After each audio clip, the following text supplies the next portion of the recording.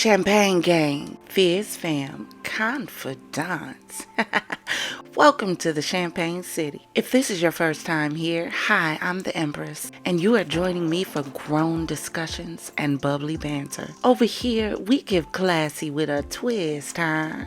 A little clink with chaos with a side of charm. So if you're ready to sip, savor, and spill, baby, grab your favorite glass of bubbly. Kick your feet up on one of those chaise lounges, say hi to a few people in the chat, and let's get ready to get into it. So we tried to do this the other day, and I told y'all ever since I did that video on those robots that I apparently violated in some way, I have not been able to get a video or a live to go off without a problem. And the other day, we decided to cover these aliens in the water, and I promise y'all my video cut off in the middle of it with no explanation. But we gonna take a run at this again. Alright? So if you're ready, we're getting ready to get into this TikTok series that is entitled, Who the Fuck Did I Move In With? And baby, when I tell you it's a doozy, hang on to your hat and join me in the chat, because we're going to be talking about it. So without further ado, we're going to get into this story about how this young lady got Risa-Tisa.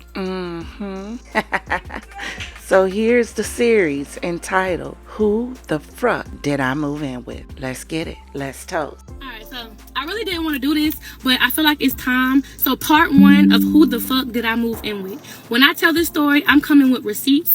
I'm coming with nothing but the truth. And I'm also coming with some hurt and some pain. Not because the dude hurt me, but because I look myself in the mirror and I'm just like, how did I miss all of these signs when they were right in front of me? So no, I'm not trying to be like Risa-Tisa or nothing, but Risa-Tisa, I think old boy got a brother. But let's get into the story. I was gonna call this story Surviving a Liar and a Manipulator, but Who the Fuck Did I Move In With got a better ring to it. So I'm just gonna go ahead and pull up the first receipt and get into this damn story. On May 12th, Mother's Day, I got a DM from a local Florida rapper, right? And all he said was my name. So I'm like, this could be this man trying to talk to me. This could be business. I didn't know really what it was for, but I was not in the whole like mood to be trying to talk to a dude because I had just got out of a relationship. So he says my name. I say his name back. He said, I got a question. I said, okay, what's up? Just ask me. He was like, first one, why you don't follow me back on here? I said, I just followed you back. He said, okay, second one, you got a man. Matter of fact, you married. Boom. That is how we started talking. Okay? That is how we started talking. So, fast forward after we started DMing, that same night he had reached out to me. I'm not gonna cap. I went on his page, and initially I was not attracted to this man at all. Like, he was nowhere near my type. But it was like, okay, he living the fast life. Like, he seemed fun. He seemed cool. He was a little flashy. So I'm not gonna lie. Like, I'm like, okay, me and him actually could have a little bit of fun. But I ended up FaceTiming him to see if he was going to be the type of dude to flash money in my face. If he was going to be the one like, oh, like, look at my teeth, all that. I wanted to see his vibe. So I FaceTimed him. And y'all, when we get on FaceTime, he in this big house or whatever. And he eating some freaking Popeyes. So it seems so normal. Like, okay, he not even on that flashing money in my face thing, right? So everything I tell y'all that he tells me is the reason why I'm telling y'all what he's telling me. So you have to keep up. So when we on FaceTime, right? I'm like, oh, that's a nice house. He was like, yeah, I stay by myself. Like, I always been living by myself. I've been living by myself and on my own since I was 18. Cool, right? Then fast forward in the conversation, he brings this big ass pit bull dog in the camera, and he's telling the dog to sit, and the dog not listening to him. But he was like, that's cool. Like, he trying to be funny right now. He's screaming, sit. Like, he's telling this dog to sit, but the dog is not answering him. Like, the dog didn't know who he was. But he's like, this my dog or whatever. I done had this dog since the dog was born. And it was a nice build. Like, you could tell he spent some money on that dog. So he was like, yeah, this my dog or whatever. Remember that. So I'm not gonna lie, like, the vibes on the phone was actually cool. I'm like, oh, he cool people. Like, I like this dude. And then, like, my brother, he also raps, right? So my brother comes in the room while we on FaceTime, and he started telling him, like, he rapping stuff. So he like, shit, play your music. So they going song for song, and I just love that he's interacting with my brother or whatever, right? So the first thing he said was like, yeah, I'm signed to Sony. I'm signed to Sony or whatever. and he got his record label, and he's just popping his shit, right? But he's still being humble about it right now. After the phone conversation, I took it upon myself to say, you know what, I actually like talking to you. Let's talk some more. So as we're talking more and more and more, we start FaceTiming a little bit more, and I'm starting to hear like a dude in the background. I'm like, who is this dude in the back? But I didn't ask him that because that's none of my business. But he was just like, man, my homeboy, we stay in the same neighborhood. He always at my house. Like, he ain't got no friends, and he be bored sometimes, so he just stay here. So I just let him stay on my couch. Yeah, okay. Anyway, whatever. At this time, I was on the way to my sister's wedding, right? So I had a whole trip planned to go out the country, but my layover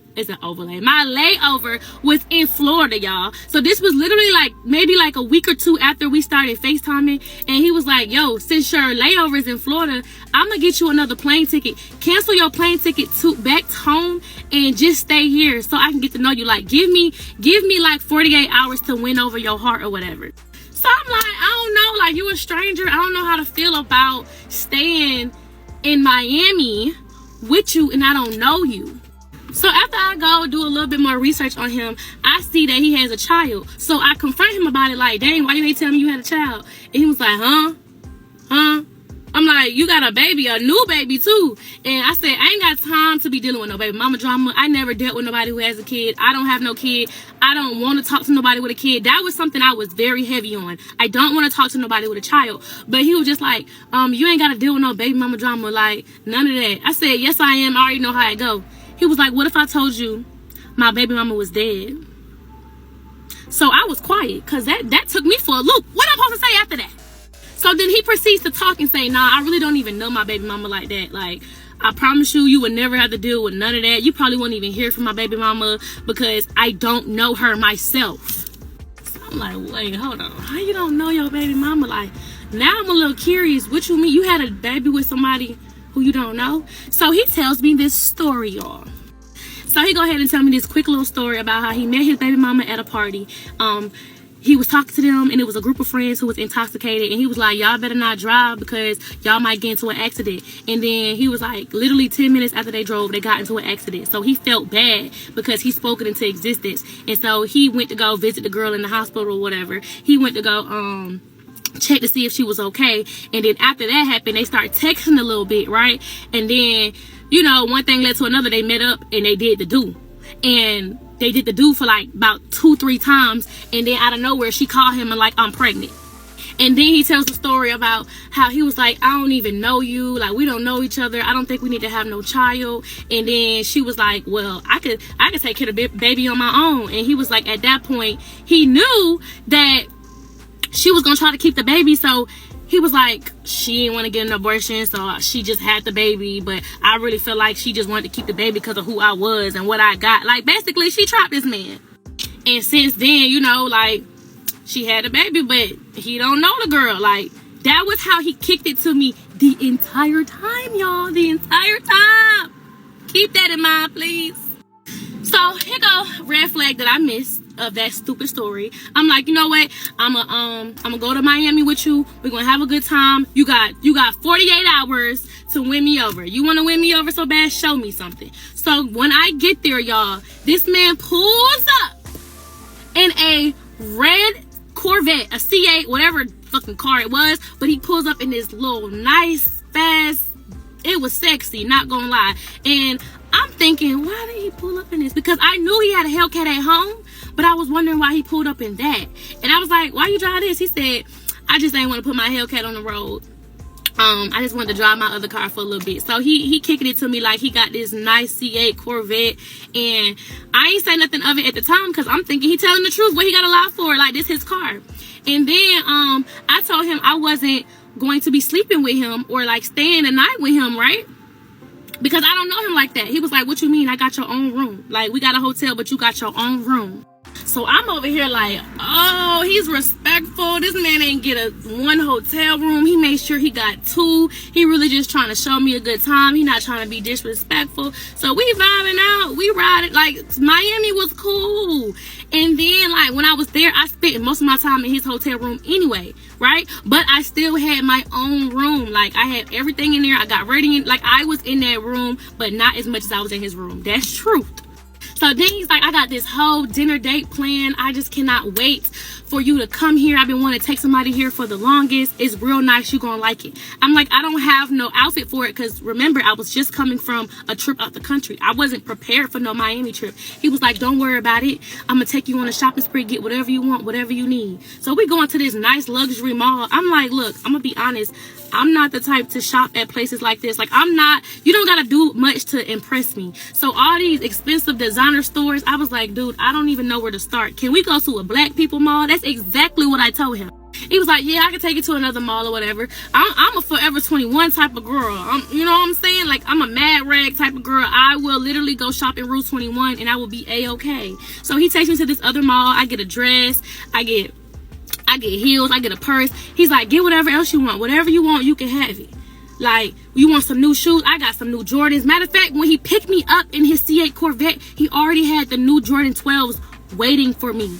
Like, he already gave, I'm gonna spoil you. I'm gonna do everything that I can. So, like I'm saying, he's doing everything that's making me smile. And yes, it is spending money on me, but he's giving me this image of him being this big baller rapper in Florida. And he got it like that because, one time we was on FaceTime, he was like, money good. You ain't never got to worry about nothing. Money straight.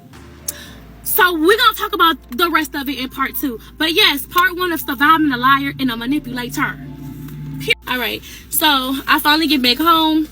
He paid for my plane ticket like he said he was going to do. And we start talking literally every day, all day. I am a full-time content creator. So if I'm not making content, I'm chilling. He is a full-time rapper. So he doesn't have a job either. So we have so much time on our hands to talk so much. We start talking for 24 hours of the day, literally. And then we start getting into family. We start asking family questions. And he was like, I'm not gonna lie, I stalked you before I even hit you up. Like, I've been following you since you had the dude you was with. I told you I just had got out of a relationship. He said he was following me while I was in my relationship. And he would look on our videos and watch them and be like, I want to be him. That's what the fuck he told me. He's like, bro, she's a good girl. Like, when I was watching y'all videos, I wasn't even thinking about him. I really was just picturing me right there. That's what he said. And then he said, I just love your family. I love the family videos with your mama. She seems so cool. And your dad, he seems so funny. I want to hang out with y'all. So I'm asking him about his family. And I'm asking him about his mama. Like, what's up? What's your relationship with your mama? And he was like, my mama thinks she our age. So, yeah. And I'm just now getting to know my dad. My dad really wasn't in my life. You know, all this story, like, I'm not trying to get too personal, but every detail matters in this case. And then when it came down to his baby mama, like, he said he don't talk to her. When we was on FaceTime, he would have his child, and I would say, why I don't never hear your baby mama in the background? Like, when you drop off your baby or she come pick her up, why don't I hear her? I told you, I don't talk to her. We don't have no communication. I don't text her. I don't do nothing. If anything, if she want me, she know to text me. But we don't talk. I don't know this girl. Then he starts pouring into what type of person she is. She's drama-fied. She not my type. She's nothing like you. And I don't even know what I was thinking. Like, I swear, I love my daughter, but I regret having a baby by this woman. I'm like, look, as long as I don't deal with no baby mama drama, like, I'm already, you know, going against my grain, dealing with you. He was like, you never gonna have to. Yeah, all right.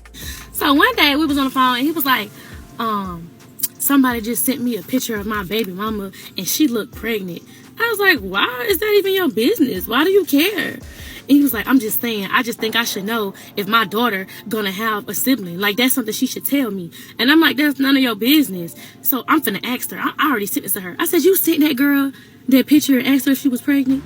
He was like, yeah. So I told him he was wrong. He was like, all right, I'm just gonna apologize, right? Keep that in mind, y'all. Keep that whole conversation in mind. That's how he told me it went. Later on, I found out that's not exactly how that conversation went with her. So as we are talking and getting to know each other and blah, blah, blah, blah, blah, right? This man sends me a song literally like 2 days after our Miami trip. I forgot to put that in there. I'm going back because this is very important. He sends me a song, y'all. Oh my God. And the first time I play it, it's called First 48. I'm thinking it's about killing and stuff. What? You got a song called First 48? Y'all, the song had me on it. Wait, y'all can't hear it. Hold on. All right, here we go. So I'm listening to this in my car, right?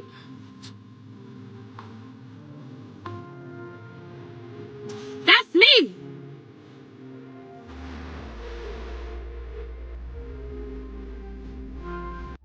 So he makes a song about me, about our time in Florida, about how he really want to be serious with me, and he know that I don't really want to deal with him because he got a baby, and I don't really want to deal with him because he's not really my type of my speed, but he's just like, give me a chance. So he sends me over this song about me, and I'm not gonna cap, this shit was hard. And he disses my ex in the song. Like, he disses this man, talking about your ex fumbled you, he should have played on offense. Like, he trying to come hard about me, like I'm gonna be better than your ex. Like, I wanna just take me now. Like, I will give you the world. Check this out.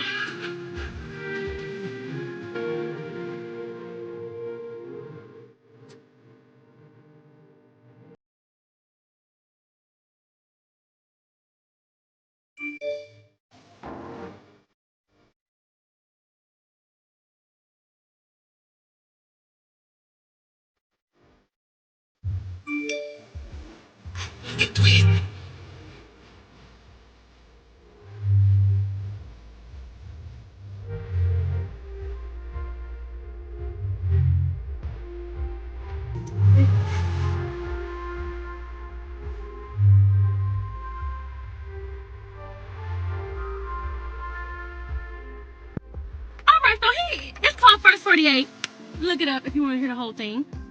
So in the song, he giving me my credit. You know, you switch your hair up every day. Your ex fumbled you. You graduated from college. You got that bag. I got that bag. He's talking about he want to spoil me. He want to buy me anything. Like, he's just trying to sell me this fairy tale ass dream.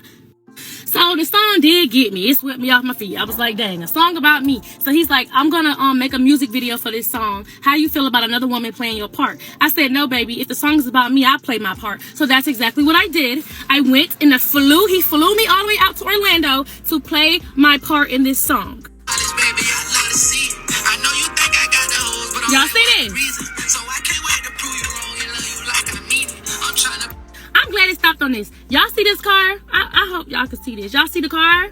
This is the car that he said was his. He owned this car. He got his own Cvet and everything. So that was a lie. Let's just put that clear. I just can't wait to get to that part. So after I done shot the video, he gonna pop out with the video. He gonna show the world. So I'm like, we might as well, like, you know, if we finna pop out, I already know the type of attention this is gonna bring. I just got out of a relationship. I had a public relationship. Everybody gonna be on my neck. Like, this is gonna be crazy for me, but I'm gonna do it. I'm gonna do it for you. He like, we're gonna be good. I got you. You straight. I'm gonna take care of you. All that. So then we just having a random conversation. Here we go with the house conversation. This is what I'm talking about when I say, listen, ladies, when you see red flags, don't ignore them. Don't do that. You're gonna be stuck in a sticky situation like I am in right now. Can't even move the fuck on because this nigga's still stalking me. All right. So I'm like, for my birthday, I'm thinking about buying me a house. Like, come January 2025, I'm gonna buy me a house. And he was like, why you gotta wait so long? He was like, matter of fact, let me buy you a house. I said, huh? You gonna buy me a house? Like, me?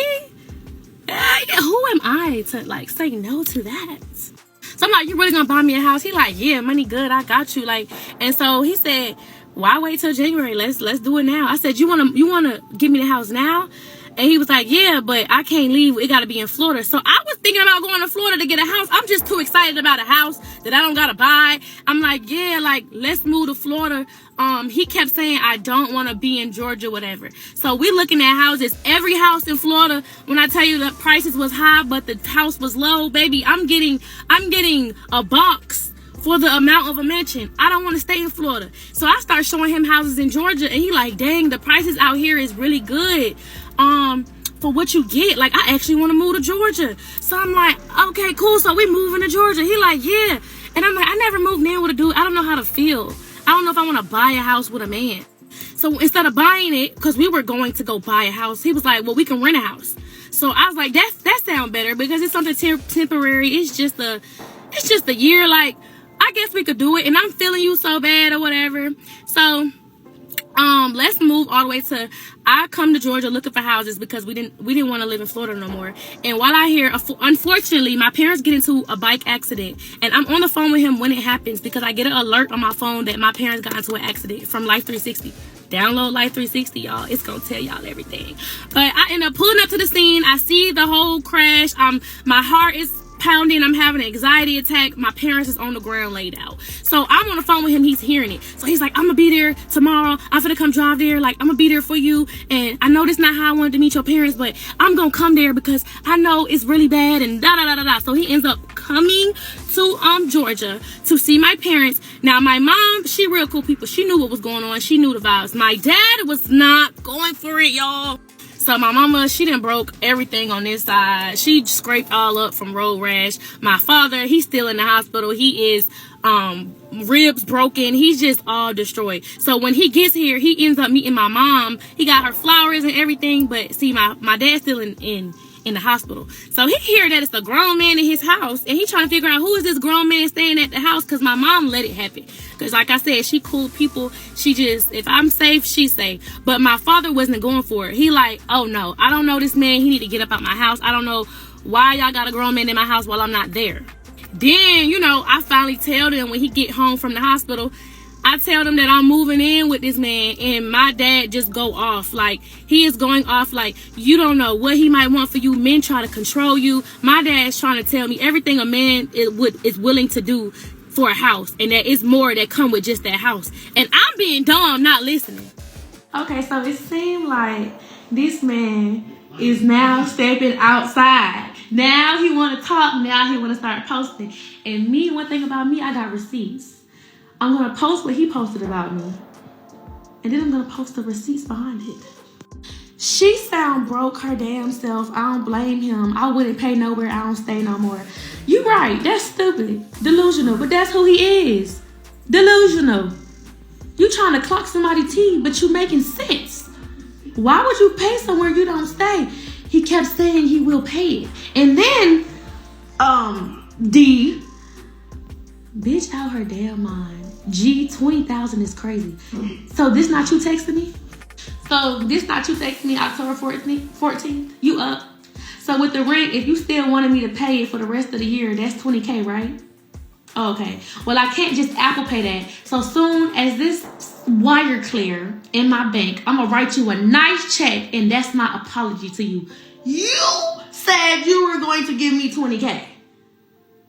I keep you updated on everything. That's the deal. If the deal gonna go through smooth, I'm super excited and all that. So now you want to flex to act like 20G is crazy. You came up with this bright idea. So you and that girl who calling somebody broke. You out of all people know I ain't broke. You know how much you know I ain't broke. And I ain't even get to the part where your insufficient charges was coming through the mail. I ain't post them receipts yet. So talk about being broke. The receipts is coming. Them bank statements will be dropping. Don't play with me. Surviving a liar and a manipulator, part 3. Or, aka who the fuck did I move in with?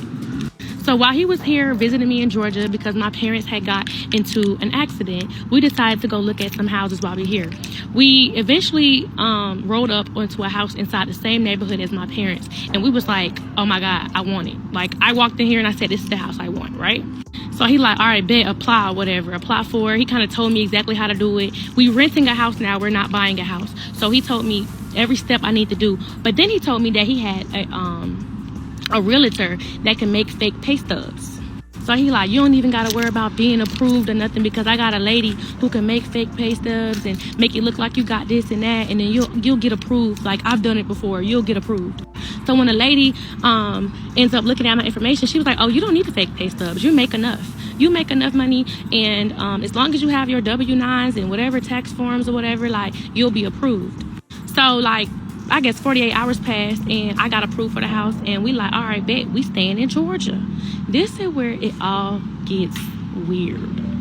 So once we got that figured out, y'all, when he came to my house, he was having a very bad toothache. This is very important part of this story. He was having a very bad toothache, and he was asking for pain pills. And I was like, you know, Tylenol for a toothache. But he was like, I got an abscess. It's hurting really bad. He needs something stronger. So I'm like, I got some hydrocodone. I don't know, you know, that type of pill. And he was like, nah, that don't work for me. And then, mind you, my parents just got into an accident. So he was like, do your folks got, do they got the little white pills? Because that worked for me. So I was like, them things is strong. We gave it to him. Boom. Why the next day he was like, do your mama got another one of those little white pills? Because my tooth still hurts. And he asked for about, since the whole time he was at my house, he probably didn't have like 5 of them. And I thought that was really weird, because I'm like, why do you need those little white pills so bad for a toothache? All right. So 3 days before his move-in day, I get a DM from baby mama, and I'm on FaceTime with him when I get this DM. I'm like, yo, your baby mama just hit me up. And he like, oh, probably because you asked to meet her because you're gonna be around our daughter, so she's probably just hitting you up just to, you know, see, like, you know, if you cool people, whatever. I'm like, first of all, my rules was I didn't want nothing to do with your baby mama. But if she just coming to make amends, cool. Y'all, I'm going to drop the screenshots of what his baby mama said to me. All right, so she over here, she says, hey love, when are you free to talk? So this is the screenshot. That's my receipt. You can pause it if you want. I just don't want nobody thinking I'm lying. I'm like, yo, why are you sending your baby mama pictures of y'all? And he was like, remember you said we deleting it out our phone, so I just wanted to send it to her because I just didn't want it in my phone. No, this was a red flag, point 1. I thought you said you didn't even know who your baby mama was. Why are you sending her pictures of y'all on trips in Colorado? And like, if somebody was to send me pictures, if an ex sent me pictures of us, I'm gonna think, oh, you want me back, right? And then she sends me that. So me, I want to know more. So I'm like, shit, call me. So she calls me. When I tell you, his baby mama told me everything I needed to know. She said, oh, he asked me to get a house in my name. I got good credit and he'll pay the rent up, but he couldn't get it in his name. And then she told me he had a house, but he got kicked out of the house because he was using a fake person name. Then she was saying that he was a yerk head. Yerks are the little white pills that I was telling y'all about. So yeah, he was like, she said he had a yerk problem and he's a liar. He don't do nothing for, you know. And I'm thinking she a bitter baby mama, like, but no, she was telling the truth the whole time. So I called him like, yo, what the I told you I didn't want to deal with no BM drama. And he like, she's lying on my grandmother's grave. He loved to lie on his grandma, child. So he was just like, she's just doing that because she jealous that you got stuff going on, and she just a drama-fied person. Like, I don't even know that girl, and she always did this. Like, she always gossiping. That's all she want to do. You sat there on that phone and let her gossip to you for 2 hours about me. She was telling me tea, baby, tea. But anyway, I had already signed the lease, and I had brought the lease to my mama or whatever, and she was like, why his name not on the lease? And she was telling him, put your name on the lease so you don't feel like you living with her. Like, this is your house. So I'm like, why you not putting your name on the lease? He was like, nah, because if you ever wanted to kick me out, I just want you to feel comfortable. Like, this is your house. Like, even if you kick me out and I do something crazy or you don't want me living there, I'm going to still make sure I pay up the lease or pay up the rent for a whole year because I'm a man of my word. So since he was going to pay the rent up for the year, I thought, like, shit, all right, cool. Like, if you cheat on me or if you lie to me, if you do some stuff and I don't want you living with me no more, you can leave because my name is on that lease. Okay, y'all. Who the fuck did I move in with? So I'm like, if you're going to move in here, what you going to do with your house in Florida? He was like, I got that taken care of. I already paid that up. I'm going to have my brothers stay there if they want to. You ain't got to worry about the house in Florida. Like, I got that. I said, what you going to do with your dog? Since you already got a little dog, I don't want to bring my dog because, you know, he too big and it's just a dog. Like, I'll just give him to my brother. Right? So now, I'm like, this was a red flag. He has to have a U-Haul, but all his stuff is in a storage. But it don't make sense because if you have a house there, if you've been living on your own, why is all your belongings inside of a storage if it's not in your house? Red flag. I knew something was wrong with that.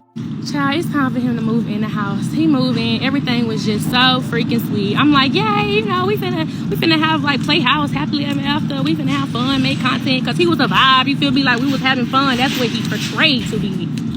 No, when he got there, he had a whole stuck-up attitude. I was like, what the hell are you? Like, it was like a whole different version of him. The day he moved in that house, oh my God, he changed. He was not that person on the phone. He was not that person in Miami. He wasn't even that person that in the music video. He changed. I'm like, let's go, you know, go to the city. Let's go have some fun. Like, we just moved in. Just chill, like, relax. Like, he started getting snappy at me. And I'm like, okay, I'm not thinking nothing of it. So then he started bringing up his tooth hurting again. And I'm like, you ain't got no insurance. Like, go to the dentist. He don't got no dental insurance. So you know what I did? I was like, as a woman, I'm gonna make sure you get some dental insurance and some medical insurance, because you don't need to be out here with no insurance. I set him up an appointment to go to the dentist and everything. Whole time his tooth hurt. Do your mama got some more of them white circle pills? I'm like, oh, let me ask her. You know, she just got in an accident. You know, she need them herself. She's in real pain here. So I go ask her. She gives me a whole bunch of those circle things, right? And I give them to him, and he's like, I don't know what these are. Like, I gotta look up these. These not the same as the last ones. So he told me he stole them things, and y'all, the next day I was cleaning the kitchen, and I looked in the back of the drawer, and the same pills he said he sold and got rid of was hiding in the back of the drawer, like he was hiding them. Oh my gosh. So this started to make me wonder, like, was his baby mama right about his problem? Because it's not making sense. But I didn't say nothing to him. I kept that in the bag. I keep a lot of stuff in the bag until it's time, right? All right, y'all, I gotta go to film rehearsal real quick. So, hey, I'm gonna come back with part 4 of Who the Fuck Did I Move In With, or Surviving Fucking Liar and a Manipulator. But yeah, stay tuned. Surviving a Liar and a Manipulator part 3, or, you know, aka Who the Fuck Did I Move In With. So while he was here visiting me in Georgia, because my parents had got into an accident, we decided to go look at some houses while we were here. We eventually rolled up onto a house inside the same neighborhood as my parents, and we was like, oh my God, I want it. Like, I walked in here and I said, this is the house I want, right? So he like, all right, bet, apply, whatever, apply for it. He kind of told me exactly how to do it. We renting a house now, we're not buying a house. So he told me every step I need to do. But then he told me that he had a realtor that can make fake pay stubs. So he like, you don't even gotta worry about being approved or nothing, because I got a lady who can make fake pay stubs and make it look like you got this and that, and then you'll get approved. Like, I've done it before, you'll get approved. So when the lady ends up looking at my information, she was like, oh, you don't need the fake pay stubs. You make enough money, and as long as you have your W-9s and whatever tax forms or whatever, like, you'll be approved. So like, I guess 48 hours passed and I got approved for the house, and we like, all right, bet, we staying in Georgia. This is where it all gets weird. So after part 1, child, BM then reached out to BD and was like, what you say about me? And he was like, she's lying. I put it on my granny. You know he gonna put something on his granny, child. So she like, shit, let's add her on 3-way since she lying. I get on 3-way, y'all. This man is talking about, why are you lying? And then listen how hurt he sound, y'all. I'm gonna embarrass you. I know how they embarrass. I wasn't gonna do this shit, but since you embarrass me. In your business out, you know I haven't even told the full thing. So anyway, so he said he gonna embarrass me, right? So I'm like, how you gonna embarrass me? Y'all listen to what he said. This all he got on me. I got all them pictures of you. I got them pictures of you. Watch, I'm gonna post it. Ain't no more boundaries. You said my naked pictures? I'm sorry, what? So even baby mama like, why would you do something like that? Like, you're this angry that you're gonna go try to post explicit pictures of me. Anyways, let's get into the story, because I'm not even close to the end, baby. I just started. This man told me that his name was Sean. That's what he told me. When I first met him, he said his name was Sean. I'm like, huh? And I knew that wasn't his name, because when I got on the phone with his baby mama, I referred to him as Sean. I'm not gonna say the full name, but it was the Sean, right? And she like, who is that? I said, that's him. What you mean? She like, that is not that man's name. I said, yes, it is. What you, like, I've been calling this man that since I met him. My parents even calling him that. Y'all, he done told me a whole fake name, talking about, that's what my daddy named me. My mama named me something else, so I got 2 names. Okay, red flag. So back to the little white circle problem. Once I found that the pills in the cabinet just ended up missing, right? I go to my mama's house and he texts me this. Just bring enough to make it until my dentist appointment so you don't have to keep going back, right? Because he keeps asking me to go back for them little white circle things. So when I go home, I tell him I got some of these. It's like M365. I don't know what they are, but that's what it say on the little white circle thing. These not the original ones that we was giving him. These different. But I said I didn't want to go to my mama and ask her for no more of those, right? I didn't want to keep asking her, can I get some more Oxy? And he just like, that's fine, that's perfect. Just bring me a whole new tooth. That's how much he was trying to make it seem like it hurt. But once we moved in together, like I said, I decided to get him some dental insurance and some health insurance because he didn't have none. And so get his tooth problem fixed because I'm tired of hearing about it, right? So once we get the tooth thing handled or whatever, now we just living a normal life. Not even gonna lie. We living a normal life. He don't want to go nowhere, but he want to stay in the house. He don't want to really spend no money. That's what I'm peeping. Which is fine. It's fine because it's not nothing. It's not even about no money, child. But it's little things that I started peeping once we moved in. On the 4th of July, we go to the store. We buy a whole bunch of fireworks, y'all. We like, let's light some fireworks or whatever. So before we start popping fireworks and our friends come over, he hungry. He want to go to Taco Bell. He love a Taco Bell and McDonald's. That's a McDonald's warrior right there. Speaking of that, when he first, decided to take me on a date, I'm eating lamb chops. I ain't never ate a lamb chop ever. I'm over here eating lobster mac and cheese. He took me on a date and he spent so much money. When he moved in, we was eating Popeyes, McDonald's, and Taco Bell. Heavy. I even like the damn Taco Fiesta fries now, y'all. That's how much we was eating it. Like, damn. And so for the ones like, why you ain't cook for him? I was trying to cook for him. But he was like, I don't eat that. I don't eat this. I don't got to eat what you cook. The other dudes you been with, they must eat what you cook, but I ain't them. I eat this. I eat that. I'm like, oh my God. I didn't even want to get in the kitchen with this man. But he love a DoorDash Taco Bell though. So we get riding the Taco Bell. It's late at night, y'all. We riding normal. All of a sudden, I see blue lights behind us. I'm like, what you do? Like, did you not put your signal on? Because we ain't even go too far. He like, I don't know. Y'all, we stopped at the Taco Bell and the man pulled us over or whatever. And he like, you got your license? He was like, nah, I left him. He was like, well, somebody's license is suspended on this car. But officer asked him, what's your name, first and last name? He tell him his real first and last name. He run it. He like, oh, both of y'all licenses suspended. Whoever owned this car, license is suspended, and it's been suspended since March. So he looking crazy, and I'm like, dude, your license been suspended? He like, nah, I don't know what he talking about. My license shouldn't be suspended. Let's run this back real quick though. While we was on FaceTime, while he was living in Florida and I was living in Georgia, he had got pulled over one time. Same thing happened, but they took his vehicle. And he was like, man, my license was suspended, but I got it taken care of. Because the next day, I'm like, yo, did you get your car back? Like, you good? You straight? Because somebody had to come pick him up. He was like, yeah, I'm going in the morning. I got it taken care of. I got my license back and everything. Like, everything was all good. So when they was pulling us over, when he was at my spot, I'm like, I thought you got that handled. He was like, my license shouldn't be suspended. Officer like, oh, you must don't like paying tickets. Your license been suspended since March. You must don't like paying tickets cause dude, dang, I really should be taking you to jail. But ma'am, what's your first and last name? I'm like, me? I give him my first and last name. He was like, well, you good to go. You drive, but you need to go back to Florida and get that handled because I'm being nice because it's the 4th of July, but I really should be taking you to jail. Oh, and he pulled up a fake insurance card because he ain't got insurance on his Hellcat. He pulled up a fake insurance card, y'all. Or if it wasn't fake, it was an old one, probably from way, way back when he first got the car.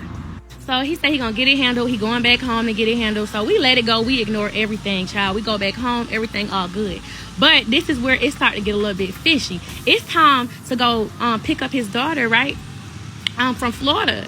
And on the way there, I'm driving because I don't want him to get pulled over no more because I'm thinking he's going to get his license fixed. So I'm driving. So while I'm driving my whip there, it's like he got an attitude over there in the passenger seat. And I'm like, what is wrong with you? Why you got an attitude? He's not telling me. He's just typing real hard. Type. Like I'm talking about he's a typing warrior right now. This man is going at it with his baby mama. And I'm like, why are you over here mad and stressed out and depressed about your baby mama? What's going on? She don't want me to see my child. She never want me to see my child. She always lying saying I don't do this and that, but she always preventing me from seeing her. She like, you know how baby daddies be. So baby mama ends up texting me because we came to an agreement that they don't get along. And I was like, you know what? I'm not on the beef. I don't want to beef with you. We cool people. I'm gonna be around your child. I don't want you to have to deal with that with him. So you could just talk to me. So she hits me up and was like, girl, he back at it again, sending me all these paragraphs. Tell him to leave me alone. I only want to talk through you. This is what she's saying. I don't want to talk to him. So I'm like, okay, whatever. He sees me talking to her. He's like, what you texting her for? Like, dang, like, I don't even know why she hitting your phone up. That's your best friend now? That's your friend? I'm like, not you got an attitude. So now he don't even want to drive because he was supposed to drive the second half. He don't even want to drive. He's just heated, upset. He on the phone with his mama going off about his baby mama, y'all. This man talked about his baby mama like she was a dog. So there was signs of like bipolarism. Like I really can see that this man had like 2 different personalities because he'll scream and yell and then all of a sudden he'll be like, I'm sorry. I'm sorry. I'm like, this nigga crazy. So when we pick his daughter up, when I tell y'all, I literally was watching how he treated his daughter.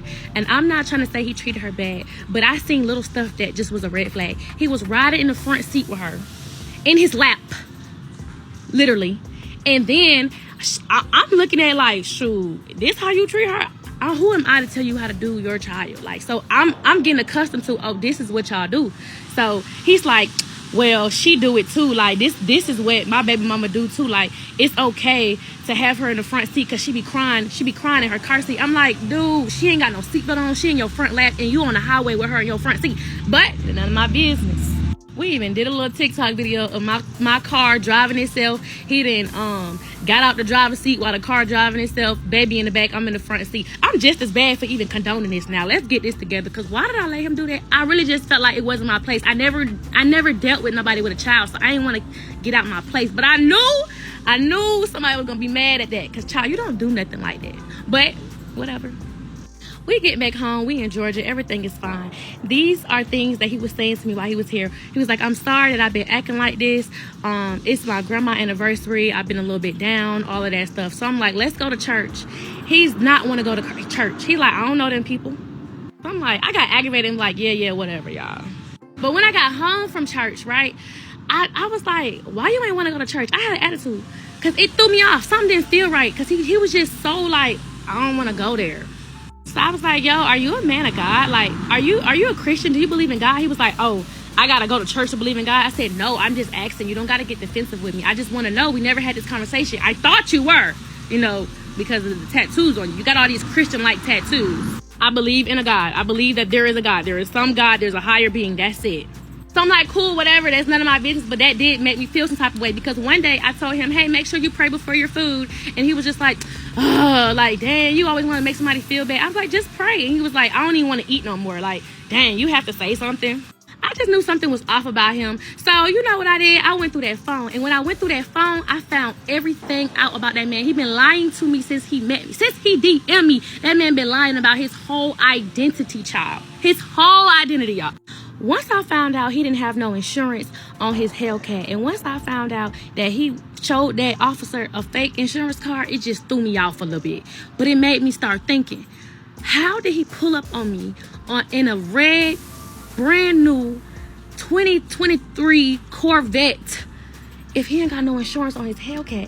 And he needed a co-signer on the Hellcat. So how did you end up getting a C8? It's not making sense to me.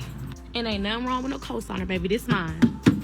My mama, thank you very much. She is my co-signer. Let's just get that together. But me being a woman, I don't want my man to go to jail. So I'm like, look, you drive my car, I'll drive your car. If I get pulled over in your car, when they run the tags, I got a license. I got insurance. I got all of that, right? So now he's driving my car and I'm driving his. But his wasn't starting sometimes. Like I had to like, put the gas pedal on 3 times. Damn near close my eyes, turn around 3 times for the shit to start.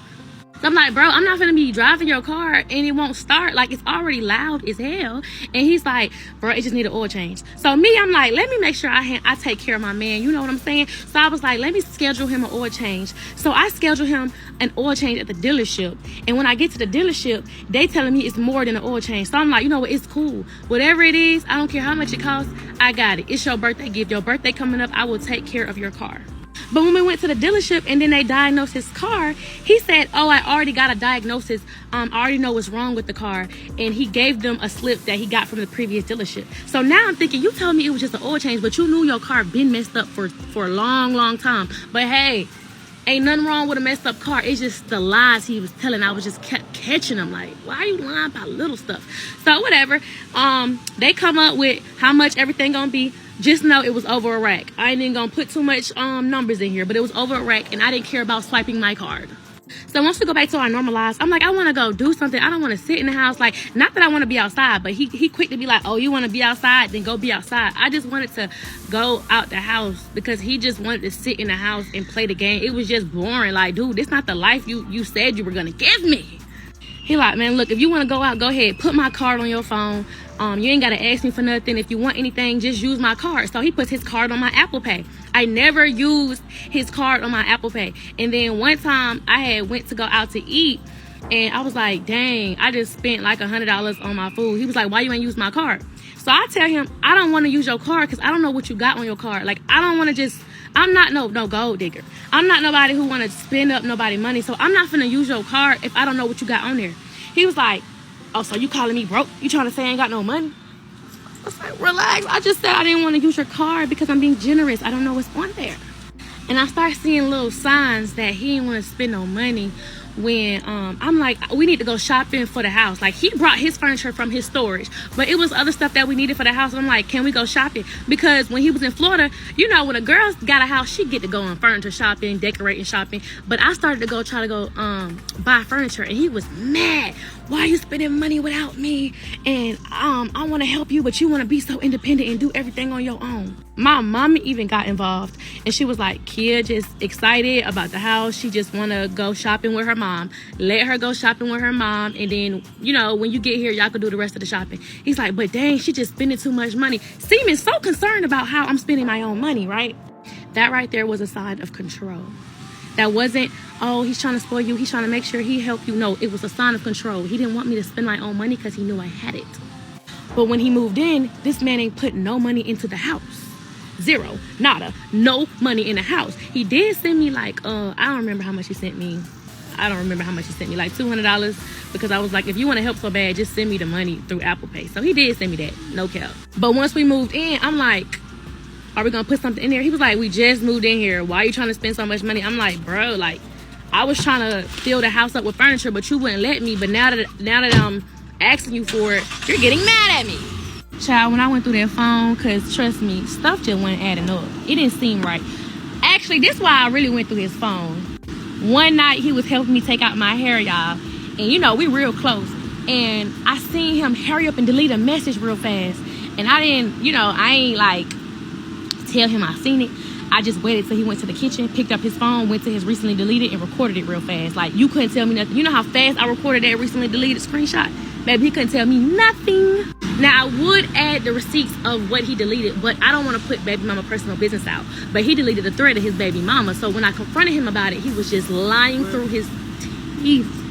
And since I seen he started deleting stuff, I'm like, oh, I can't wait to go through this man's phone. Y'all, don't go through no man's phone unless you really feel like something going on. Because I should have been went through his phone. I would have figured out everything he was lying about. So I'm going through his phone, and I see a thread with his, not his record label, because remember he said he had a record deal? He been dropped from that record deal. And there's nothing wrong with that, but he made it seem like when he first met me, he was still with Sony. You're not with Sony no more. But then later on, he told me he was independent. So it was the lies he forgot he was telling me. But I was just, you know, keeping up. You know what I'm saying? I'm just putting it in the bag.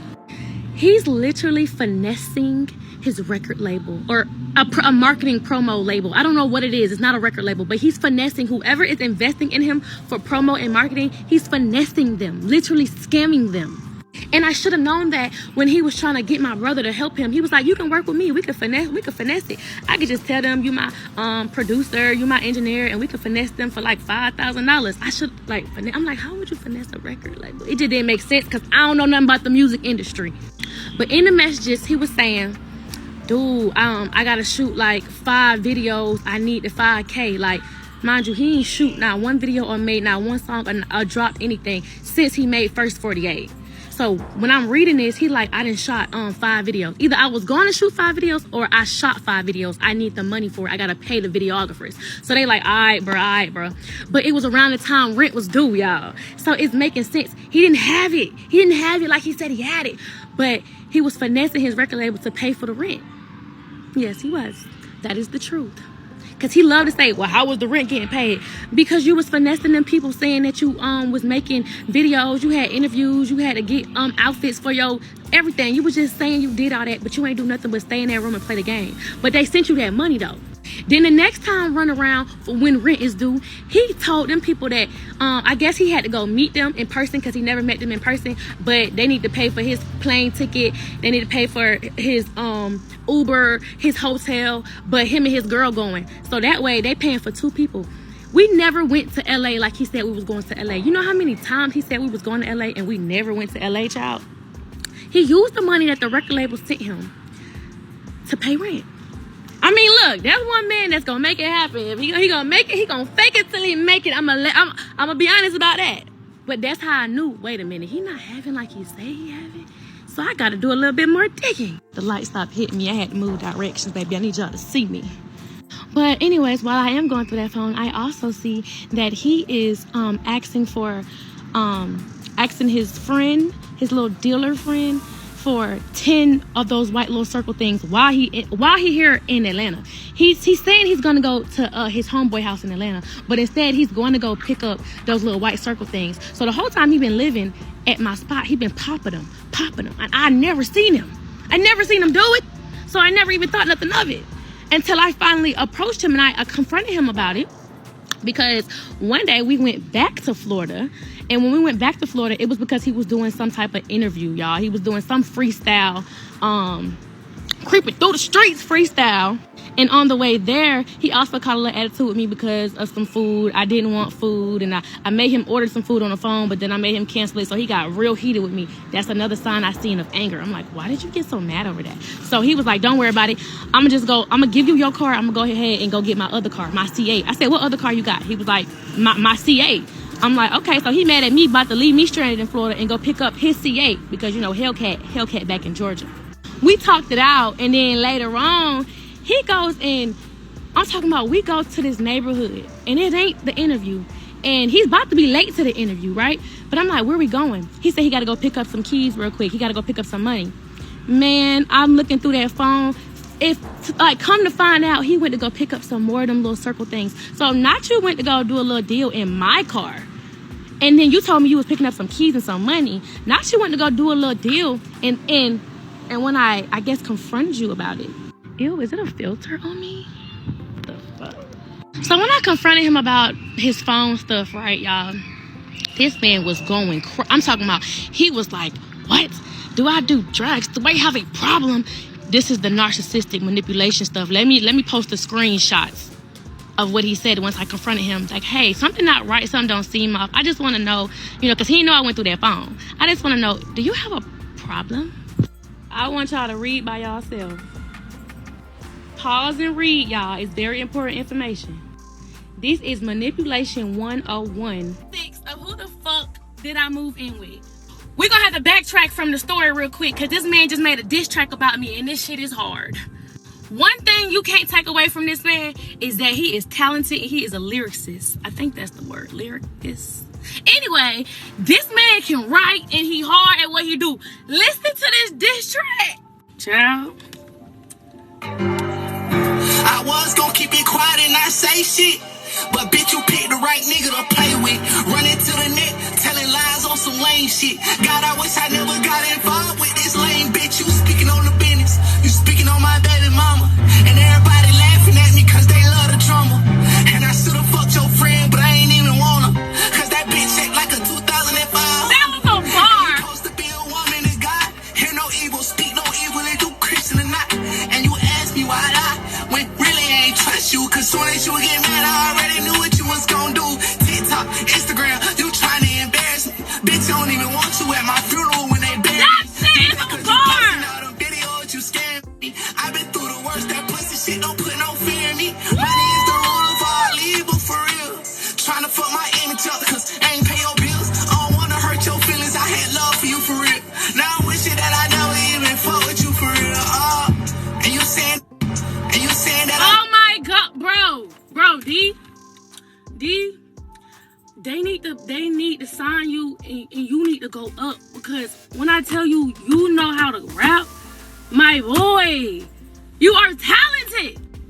Now I feel a little bit bad because I know when you really hurt, you go to the studio, because you ain't been going to the studio since me and you been together. I always wondered, like, why you don't rap no more? Why you ain't in the booth?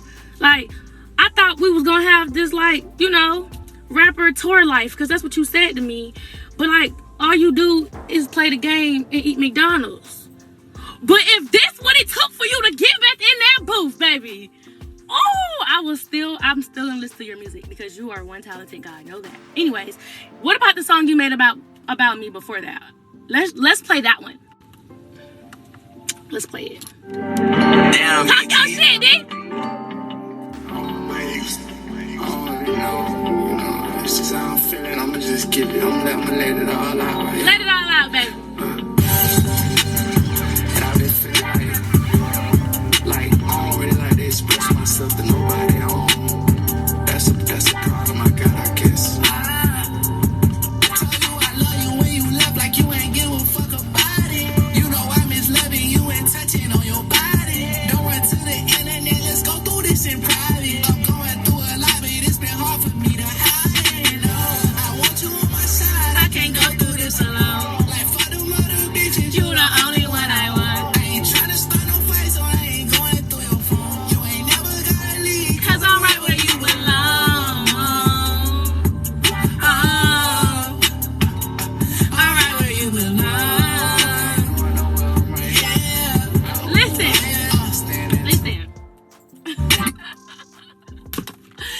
D, I'm sorry, baby. No, I'm just playing. For real, let's get back into this story, because baby, that song ain't stopping nothing. But the fact that shit was hard. So after I had confronted him about if he was a little white circle thing addict, you know what I'm saying? He really came at me like, bro, are you serious? You ain't never seen me do that. Why would you accuse me of that? Are you crazy? You just listening to my baby mama. Like, you just listening to what people say. I was like, no, you actually put it in your songs. I was watching your interviews and you actually said you did it in your interviews. But when I asked you about it, you was like, nah, it was only for music. You ain't never really did nothing like that, right? So after we spent literally like 45 minutes going back and forth about how he didn't take no type of little circle white things, he finally admitted to it, because I was ready to leave him. You know, when you be like right there ready to leave somebody, they finally kind of tell the truth, but like half the truth just to make you feel good. Narcissistic manipulation shit. He was like, yes, I take them. Yes, when I had went to go pick up them keys and that money, I didn't really pick up no keys and no money. I had picked up some circle white things. And I said, where are they? Because I had confronted him literally like a week later, because you had picked up 13 of them. And or maybe 10, I don't know. He gave him 130, so maybe they was $13 a piece. I don't know. Either way it go, I know I paid that man 130. And then he was like, I took them all already. I was like, dang, already? He was like, yes, I take 2 a day. Okay, cool. I'm off the problem. I'm off it, because he just admitted to it. I said, don't do that around me. I don't want to be with no person like that. I'm not trying to judge people with their problems and their addictions and stuff, but me personally, I just don't want to be with a man that has that type of problem. I feel like I deserve better, you know? Anyway, after that happened, it all went downhill, because I was still trying to stay with him, but I knew it was more lies to uncover. And I really didn't want to pay for the house by myself. I'm not gonna lie, I ain't gonna lie. And that bar and that song about I'm mad because you won't pay my bills. I'm mad you won't pay my bills because you said you was gonna pay my bills. That's what I'm mad. I'm not mad that you ain't doing it, baby. You know I got it. It's just I didn't sign up to do this on my own. So I feel like you should own up to what you said you was gonna do. Like, be a man of your word and do what you said you was gonna do. That's the only reason why I came on this app, because you start trying to control me. You was dangling money in my face to still stay around. It was like you knew I didn't want to be with you, but it was like, I'll pay your bills. I'll do this and that for you. I would never leave you stranded. I will always make sure bills is paid, because that's what I said I was gonna do. But then turn around and be like, who you sleeping with? Who you laying with? Who that dude you talking to? Why are you with another dude? Why is it so many men? All this stuff. Like, is it gonna be a man at my house if I'm gonna be paying the bills? I ain't paying the bills for another man to stay there. That's cool and all, but I knew that was your manipulation of still trying to hold me. You know what I'm saying? But while we're at it, since I'm not continuing the story for real on this part 6, I want to address a couple of things. So I heard your brother was talking about me on Facebook. Is this the same brother you told me that stole from you? I just want to know before I clock him. Because I know you got a whole bunch of them. I just want to know, is this the brother that you was talking about? Huh? I also heard your mama was on Facebook talking about me. I never met her a day in my life. You know why? What did you tell me? What did you tell me? Do you remember what you told me why you didn't want me to meet your mom? Huh? And Mom Dukes, if you even think to talk about me, not knowing who I am, I don't have no boundaries. I know everything about you too, baby. You know your son. You know your son gonna tell it. So don't come for me, baby, unless I send for you, because I'm going to clock you. Know that. And then you try to put in your song that I'm talking about your baby mama. Do you want me to post all the screenshots of you talking about your baby mama? You talked about your baby mama the whole relationship. You in love with that woman. At first, it was I didn't know who she was, but you know, true colors ended up showing throughout our relationship. You started off by saying you didn't even know nothing about her. It really was like a one-night stand type of thing, and then boom, baby happened. But then to come to find out, I'm over here finding pictures in my house of you and your baby mama, along with that Narcan spray. You know what I'm talking about. Let's clock it. I know you didn't know I was capable of coming to the internet and really putting it all out there. But at the same time, I don't feel bad. Because if you go low, I go to hell. And I know that's not the right thing to do. You want to talk about my Christianity. You want to talk about me being a godly woman. Let's talk about all the times you told me I was the reason you got closer to God. I was the reason that stuff started changing for the better for you. I'm the reason that life got good. You left everything in Florida because there was nothing for you. You didn't care about Mom Dukes. You didn't care about Pops. You didn't care about your brothers. You didn't care about them drama-fied friends, them homeboys that ain't got nothing going for them. The ones who always, you know, don't sit on this app and then go try to make a diss track about me when I have all the ammunition. Don't do that. Because I really be playing it cool. Think about what you do before you post it. Because last night you posted on your Snapchat. You tried to be funny because somebody called me broke.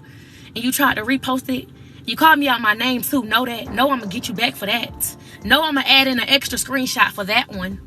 I only decided to come to the internet because I felt like I wasn't being heard. I felt like you was trying to control me, and then you walked away from me and left me with all the bills. I felt like, okay, bet. Since I'm going to have to pay all the bills, I might as well tell my story. Because what am I getting out of not telling my story? Nothing but a whole bunch of bills. But anyway, child, Mama Bear, please don't try to come to the rescue for your son. I know that's your little cub, your little ninja turtle. I understand that.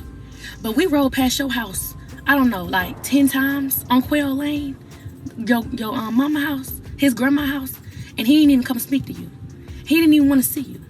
We came all the way from Atlanta to Florida, and he didn't even want to see you. So, like, you coming to rescue for your son, but I know everything. The BBL, I know about it. I know it ain't a secret, but didn't he buy you that? Didn't he buy you a house? Didn't he buy you that car? Relax, Mom. Part 7 of Who the Fuck Did I Move In With? And you saying that I fell off right, but I accomplished more than you did in your whole damn life. I got a plaque, I went gold, I made money, I run shows, I bought cars, I bought clothes, I bought houses, I bought hoes, bitch. Okay. That's what did it for me right there. Cause I didn't really listen to the whole thing. I just listened to the first part. It was hype. But then when you started saying all the stuff that you have and how you accomplished way more than me in your entire life, and it started making me think, wait a minute, hold on, what's going on here? I'm gonna get back to that at the end of this video. Let me finish my story real quick though. Once he told me he was going to stop that little circle white thing, he didn't need it. He just did it for fun. He was bored or whatever. He started to kind of manipulate me into saying, well, I don't understand why you even care. It's not affecting you. You ain't never seen me take one. I ain't never acted different on one. You don't even know when I am on one, right? He started the manipulation thing about, well, you drink. I don't say nothing when you drink. Be worse. There's so many people out here that's doing like 30 of them a day. Like I only do 2 and da, right? Like he started to make it a little problem. When I looked at it as, first of all, actually when I first met you, do you do those things? And you told me no, that you only said that for music. It's a music thing. So that right there is just manipulation. But, you know, we passed the little white circle thing. He starts telling me, you know what? I'm not lying to you no more. That was the only thing I ever lied to you about. I promise you, I've been truthful from the beginning. And a part of me was like, this man's still lying in my face, because I know something was off with the card. I know something was off with the house, with the dog, with the cars. Like, I knew stuff was off. So the fact that he sat there in my face and told me that's the only thing I ever lied to you about, whatever, I'm going to uncover them while we continue our relationship. That's a red flag. See, God revealed to me a lot of red flags and I kept ignoring them. But see, what God gonna do is continue to put them in your face. Because if this person is not for you in his plan, he's gonna make sure he continues to show you that the man is not for you. Because he showed me in the beginning when he told me he was 24. He showed me in the beginning when he lied to me about his age. Like, if you lie to me about your age and you lie to me about your name, I should have never even dealt with you. I should have never dealt with you when I had a standard and principles about I didn't want to deal with a baby mama drama. But that's on me. This is why I'm dealing with what I'm dealing with right now. Then I sat and I was just thinking. I was about to drop the screenshots, right, of how he talked down on his BM and just a lot of stuff that would have affected other people's lives. And I thought, like, I didn't want to do that. Because at the end of the day, he still has a child and I don't want her to grow up like, you know, spiteful of him because of the way he was. I wish I never, you know, all the stuff that he was saying about old girl. I'm not gonna do that because they still have a life to live, right? After going through that phone, I seen that I'm gonna just keep it brief because I was gonna go into detail, but I don't want to assassinate this main character. I guess I already did. I guess I already put out so much information that it made him look, it showed his true colors, but God gonna reveal that to other people. If anybody else want to deal with him, his family, his friends, any relationships, God gonna show them what they need to if he don't change himself. I can't change him. I don't know why me putting this out was making me feel better. I guess it was because I wanted to tell my side of the story and I wanted to kind of put out all the red flags that I ignored and missed, thinking that I was going to help the next person. But really, he still got a life to live, and I'm not trying to be the one to destroy it. My whole goal wasn't to ruin your life. Even though you left me with all these bills when you told me that you would never do nothing like that, it's okay because you don't stop my motion. God gonna make sure I have a way to pay for these bills. I'm good. He been blessed me multiple 10 times because he knew that I was gonna end up in a situation like this, and I didn't think about that before. I always wondered how I was able to quit my full-time job and go full-time content creation, and then I just started getting all these brand deals, all these opportunities to be an actress, to work with A&P, to be like on top. I've always had those opportunities, and it's because God knew I was going to end up in this situation. So the fact that he's still giving me abundance and I'm using my platform that he gave me to kind of put down another person, that's not who I am. So I'm gonna wrap this part 7 up with a couple of points to clear a couple of things up, but I'm not gonna post no screenshots because the screenshots would end him. After going through his phone, the cars were rented, was not his. I remember one day he told my brother, I got my cars wrapped, because my brother was watching him and was like, yo, you just had a blue C8. He was like, yeah, I got it wrapped. So it's like, not only was he lying to me, he was lying to my family, and that's just insane. He lied about the house.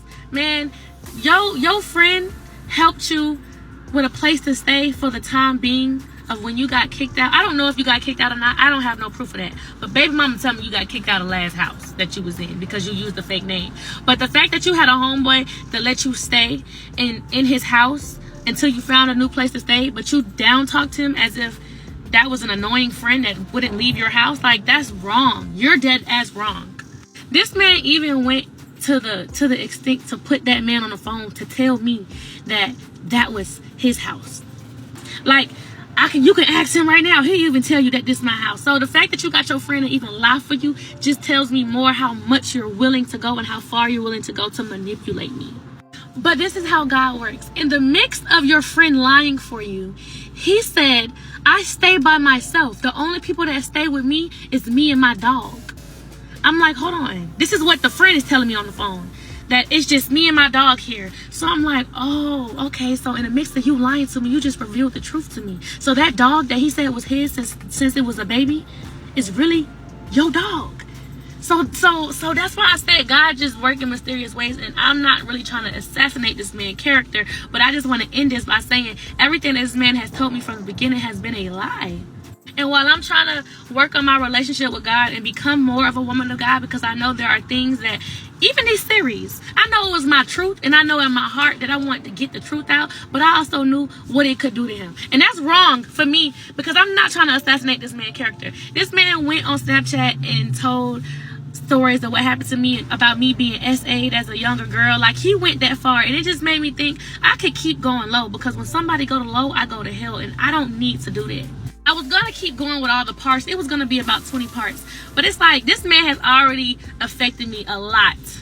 It's not my job to tell y'all who he really is, because God is going to reveal that to anybody he deals with if he don't change himself. He is a kind person. Yes, when he's not off them little things, he is very, very nice. But he is a pathological liar. But let me just be 100% transparent here. I knew he was lying about a lot of stuff the whole time, and I still decided to still stay with him. That's something I gotta look in the mirror and I gotta deal with myself, because I seen the signs. I knew the red flags. It wasn't like I was just oblivious. I knew what was going on, and I still was trying to see the good in him. But it was so much chase mail coming to my house. It just accidentally got open. I don't know how it got open, but it was just open, you know what I'm saying? And it had so many lists. It was so many insufficient transactions. It was just like, wow, like, this man is trying to pretend to be somebody he's not. And it was rubbing me the wrong way, because it's like, you don't have to lie to me about who you used to be. Is not who you are no more. Like, and I always supported him, like, with any and everything that he did. I was gonna post the screenshots of all the insufficient transactions. I was gonna post the bank statement. I was gonna go solo, but I'm not. I'm just gonna tell what I saw, and I'm gonna end it at that. To the mama, I'm gonna apologize to you, because you raised him, so I knew that you would go to Facebook and call me out my name. I don't know you, never met you, but I'm a bitch, right? So I apologize for even trying to come at you, because I don't know you. And for the brother, I don't know you either, but you went straight to Facebook talking about me. I didn't even mention you. But to me, it also made me think, oh, this is just what y'all do. This is y'all family. This is exactly what he said. Florida's so dramified. Quail Lane so dramified. It was just showing me exactly what he was saying. So I'm going to leave y'all out of it. But don't come for me if I don't send for you, child. But what the last straw for me was, because I know a lot of people keep asking me, what was the last straw? So I started getting opportunities to work with A&P, to work with actors and stuff, right? So I'm posting me doing skits with them and all, and he started sending me screenshots of people talking about me being a bop, being basically gonna be greased by an African dude. Like, it was like so many negative screenshots he was sending me, and he was like, look what everybody's saying about you, right? Come to find out, he made up those screenshots. He was texting himself, making up things, saying bad things about me, then sending it to me as if other people were saying this stuff. That is psycho. That's delusional. You're trying to hurt me and you're trying to harm me, but then you're trying to play like, who's saying this stuff about my girl? You made that about me. That is sick. Like, I could keep going and going and going, but I'm gonna end it off by saying this. You said you accomplished way more than I did in my entire life. Like cars, money, shoes, all that. But what do you have to show for what you used to do? For real. And what you mean by you bought hoes? I don't know what that means. I don't know nothing about that. Graduated high school, top 10% of my class. Got a full ride scholarship to a D1 college. Then got my bachelor's degree in college, along with clothes, money, shoes, car. You know what? Part 8, part 9, part 10, part 11, part 12. I think we on that. I'm sorry. At this point, I need to stop. I'm still being manipulated and not even knowing it. I'm over here thinking I'm ruining his life, and he still gotta live, and his family's calling him sad and arguing, but you still going. You still manipulating me. You still lying. You still trying to win. And I'm sorry. I am going to continue my series. Yeah.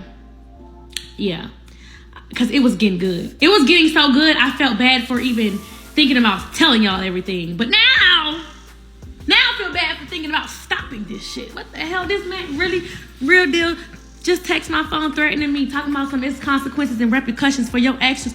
Sorry, are you trying to put a belt to my ass, or what are you trying to do for? Who the fuck did I move in with? Part 8. So in the beginning, when I first met him, I was calling him the name that he told me his name was.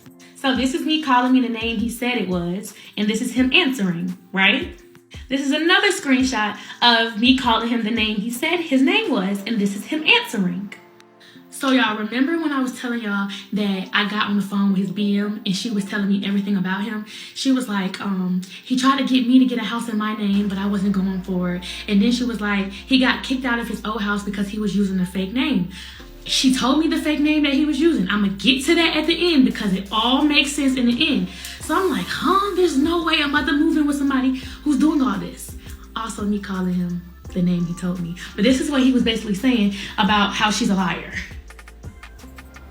Same way I'm a liar, right? So when we had got together, he put his mom on the phone and she didn't even know I was right there. But he wanted me to hear her basically back him up. And mama was backing him up. Mama was like, yeah, she this, she that. She just jealous. She just mad because everything she have. I don't even know why she sat on the phone with that girl. All she do is lie. She's young and dumb. She was saying a whole bunch of stuff about BM. And I was like, oh, so maybe BM is bitter. Maybe BM is lying. So I believed everything he told me like a dumbass. Anyways, after I went through his phone and I kind of seen a lot of the truths, I kind of held it in because I'm the type to like not confront him about anything until I have all the evidence. So we lived a normal life. We was actually in love. We was happy. We was in the house, playing house, and damn near making TikToks every day. So I mentioned that I was bored to him a couple of times and that I wanted to go out and do something. He was like, bro, money good. What do you want to do? My card is on your phone. Go do what you want to do. Don't let me stop you, right? My card on your phone. He's like, do you want to go on a shopping spree? Do you want me to go buy you something? I know you like to go shopping. Mind you, I love to go shopping on my own, but he did not like that I was spending my money. Like he would always be like, stop spending money. Use my money. Use my money. Like, I'm like, I'm good. I got my own money. So he took me to Sephora one time. He bought me some perfume. He bought me like some facial stuff. Like it came up to like $180. Like, and he bought it. Correct. He bought it. So when we got back home or whatever, it was one day I decided that I wanted to go through his phone. And when I went through his phone, I seen in his email that he got an email notification that said something about a balance being below a certain point. This the same Chase card that was on my phone. So I couldn't wait for him to leave that house. I was going through that computer. I'm going through that computer because I want to know what's in your bank account. I'm sorry, I'm a little nosy. So I looked at that email and this is what I seen. Your account is overdrawn, negative $171. The same card that's on my phone. So I'm like, bro, what the fuck? I never wanted to say nothing to him about it because one, I didn't want him to know I was going through that email and I didn't want him to know that I knew that he wasn't having like he said he was. We're gonna get back to the Chase stuff because since he wanna record all that money on social media, know that I got another screenshot for that. Don't ever say I'm lying because I keep my receipts. So one day, I heard him on the phone with the bank and he disputed the hotel from when he got it for me in Miami. Remember when we got 2 rooms, y'all? Remember when he was like, I got your own room. You ain't got to worry about us being in the same room or whatever. He disputed the other room, saying that it wasn't him. This was another red flag that I did not mention. Before he had moved here, he was hanging out with his homeboys or whatever, and he had bought one of them a plane ticket because the car was so full, somebody needed to ride on the plane. So he was like, don't worry about it, I got it. And he never went. He never took the plane, which was cool and all. But I was with him when he disputed the charge, right? He was like, I never went on that plane and they charged me anyway. And I never booked the flight, whatever. So I never thought nothing of it because he didn't go on the flight. But I didn't think that this man pay for stuff and then dispute his charges. Like that didn't make sense for a dude who be having, right? For a rapper, like it just wasn't making sense to me. Anyway, back to the story. I know I'm all over the place, but I fucked it up because I was ending it in the last part, but now I'm not ending it. Anyways, we have his daughter for the first time, and it's my first time meeting his child, right? I got so excited because he was like, I told BM not to send her with nothing because I got it and stuff. Like, I don't know. They had their own little problems when it came down to the baby bag. I don't know. But I took her on a shopping spree. I was so excited to take this girl on a shopping spree because I was just like, oh my God, I'm playing mommy. Like, so to ease my mind, because I would be like, dang, like, I'm really like playing mommy and stepmom, I would come bring it to him like, I don't really think I'm comfortable with this baby mama stuff. And he would send me messages like this. This is how he would make me feel better by basically telling me he don't know this girl and he wish he never had a child with her and all of that stuff. Like, this is manipulation stuff to make me feel good. Taking accountability, Kia. I was wrong for even believing this. Like, you're literally talking down on the mother of your child. And I took it as, it's okay, he don't really know his baby mama kid. Now, at this point, I have no issue with BM at all. I'm actually talking to her. Anything that has to do with her child, because she's here, she's talking through me. I'm sending her pictures like she's good, she's okay. He did not like the fact that we were texting. Like, stop talking to this girl. Leave her alone. That's all she want to do. She want to be a part of this. She want to control the situation. I don't talk to her, dude, so don't talk to her. So I ended communication with his BM because he did not want me to talk to her at all. So yeah, it's time for us to take his daughter back to Florida, y'all. So we taking his daughter back to Florida, right? And in my head, if you already have a house in Florida, because remember, he said he had a house there. And the lease wasn't up around this time. So it wasn't like you didn't live there no more. Your name should still be on that house. That still should be your house.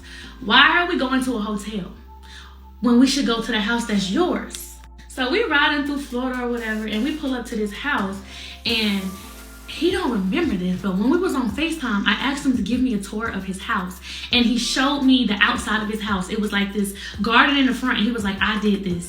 It was the same garden when we pulled up to this house. So I'm like, this is the house. And to confirm in my head, on Father's Day, I remember sending him gifts on Father's Day. I gave him edible arrangements, and I was like, happy Father's Day, because nobody did nothing for him for Father's Day. So as his girlfriend, I know he's a father, I sent him something for Father's Day. This is why he was living in Florida. And he gave me the address to send it to, which is his address. We pull up to the same address that I sent the edible arrangements to. He goes in the house, and I'm just sitting in the car like, why are you not inviting me in the house if this is your house? Now, he don't remember or don't know that I'm putting all this together. This is the same house that you said was yours. But whatever, we go to the hotel that we have. After we leave the hotel, we go home.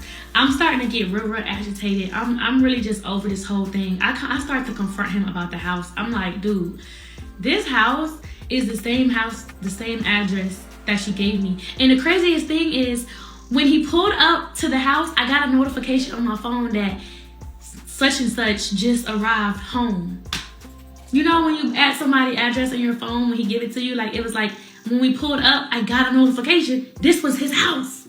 It got to the point where I kind of was like over our relationship. Like, I just didn't want to be around him once I seen that he was lying about a lot of stuff. Once I went through that phone, I was just like, something not right. And I was telling him, I don't feel the same about you.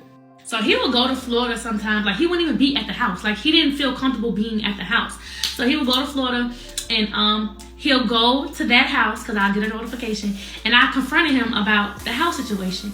And he was like, bruh, what are you talking about? I have my own house. I stay by myself. What you mean? I'm finna put him on the phone. So he puts the dude that he's staying with on the phone. And the dude actually says, yes, this is his house. He was like, we stay in the same neighborhood. He just be over here sometimes because my house is open to all my friends, you know?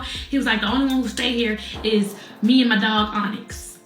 Onyx is the same dog he said that he told sit, and he was like, sit, and he wasn't sitting. The dog name is Onyx. So the dude on the phone yapping about how, oh yeah, he got his own house and we just stay in the same neighborhood or whatever. He's telling me the whole time that the dog that's been at the house is his. But not knowing the whole time me and him been on FaceTime when he was living in Florida, that was the dog that was living at his house.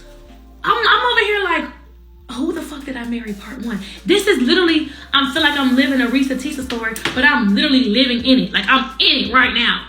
So then I mentioned, I was like, well, your BM told me that one day that you do stay with somebody else. And he was like, I only told her that so she don't put me on child support. And I don't want her to know where I stay because she could put me on child support if she know I got the cars, if she know I got the house. So of course my baby mama gonna tell you that because that's what I made her believe. And then the dude on the phone was like, bro, that girl drama-fied. Like, they was all in cahoots about telling me about BM. So I started believing, well, I ain't gonna say I believed it at this point, because now I'm like, this shit is fishy. So while he's in Florida, it's chase mail coming to the house. And I'm starting to see multiple chase mail coming. And I don't know, like I said, it was just open on the counter one day. Like, it was just sitting there. And I decided to peek and look at what was coming in. Who the fuck did I move in with? Part 9. In June, He told me to put his card on my Apple Pay because he didn't want me spending my own money. And it's like he wanted to put on this front that he was just this big baller. Me personally, I didn't want to spend his money because I didn't know what was on the card. Like, if I knew you was having, I already was seeing signs that you really wasn't having like that. So no, I didn't want to spend money you did. But he got defensive when I was like, yo, I don't know what's on your card. And he was like, oh, you trying to call me broke? So that right there was like, why you get so defensive? So I'm seeing these the Chase mail come in, and like he got them all open in the drawers on the counter. I'm like, what does this damn Chase mail say? Let me read it. This was the very first thing I seen when I opened it. Look at the date. I'm like, does this mean your card declined for $6.70? It's no way. No way. This is how I knew his priorities was fucked up. Because why are you swiping your card when there's nothing on your card? You can't say, oh, I got another bank account. You don't know how many bank accounts I got.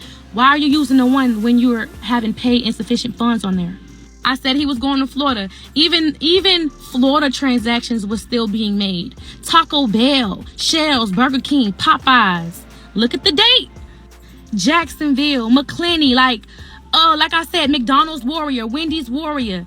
This man is not going to sit here and play like he's somebody when he's not who he say he is. So yes, I'm over here reading this and I'm seeing this.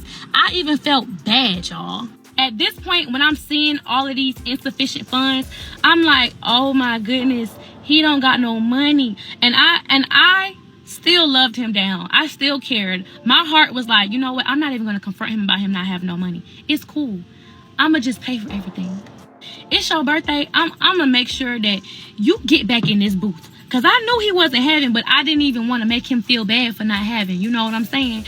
But, like, I got his whole studio together. You're going to get back in this booth, dog. So I made sure I got him right with a whole studio, y'all. These speakers was $1,000. Hey, man. Say, man. I'm investing in you, my boy. Okay? I need my residuals when you drop that tape, too, baby. And yeah, I definitely still seen potential in him. So I'm still rocking with this dude. Until I found out that he wasn't a Christian. Until I found out that he didn't believe in what I believed in. The energy was off. Like, when I was around him, the energy literally was off. I'd be like, ugh, like, something not right. And then when I confronted him about, like, hey, are you a Christian and all of that stuff, he'll just be like, bro, I ain't believing in none of that. Like, I believe in there's a heaven, there's a hell. Like, this is what he would be telling me and stuff. So I'm like, we're going to work on your relationship with Christ. I'm not trying to throw my religion on you, but that's all I know. So we're going to pray. We're going to get through this with God. That's what I kept trying to do, and I kept trying to stay because I didn't care about the money. I was here for him. So when I started seeing that he wasn't having like he said he was having, I'm like, you know what? Let me step up and let me be a woman and let me take over. But the mood swings, it was not working, y'all. I swear to y'all, I tried, it didn't work. So we broke up. I broke up with this man, and I said, look, we can't be together. I don't like you. It's not going to work out. But we can still be roommates, okay? We can still play roommates, and I don't know, we can split the bills and everything. No, we ain't got to split the bills. I got it all. I got all the bills. You ain't got to worry about that. Okay, cool. It's the first of the month, and he's telling me, I sent you the rent money, but you ain't gonna get it because it's a holiday. The bank said that it's gonna get there in like 3 days. So I'm like, huh? Like, if it's a transfer, like, because he been sending me money through bank transfer, right? Oh, I didn't even tell y'all this. Hold on. Rent is $2,400. Out of the kindness of my heart, when we decided that we was gonna get this house, I was like, you know what? You put $2K a month on this house. I got the utilities, and I got the $400, and I got groceries. I got everything else. I'm like, you know what? All you need to worry about is $2K a month, right? So the fact that I knew that the bills were still high and he still supposedly had it, I still wanted to take some of that stress off him and take care of the girl bills. You know what I'm saying? So he says, you know, $2K gonna come to your bank account, but it ain't gonna be there no time soon. And I'm like, okay, that's a little bit weird. Mind you, we broken up at this time. We roommates at this time.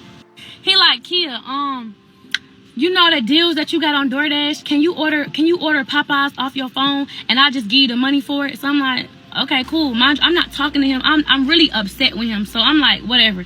Yeah, I'll order it. So I'm ordering the Popeyes on my phone, and like the what he wanted was some ghost pepper wings. The ghost pepper wings was not showing up on my app, but it was showing up on his. He was like, why it's not showing up on your app? I said, I don't know. If it's showing up on yours, order the food. Like, order it on your phone. He did not want to order that food off his phone, y'all. He like, nah, I got you. Like, I got the money in the car. I'm gonna just give it to you in your hand. So I'm like, whatever. I ordered the food. He went. It took him 10 minutes to order the food off my phone. He even went to the fact to calling them like, yo, y'all got ghost pepper wings? Because it ain't showing up on the app. Yeah, I got it. All right, bet. I'm about to put in this order on this phone. Make sure you got my ghost pepper wings.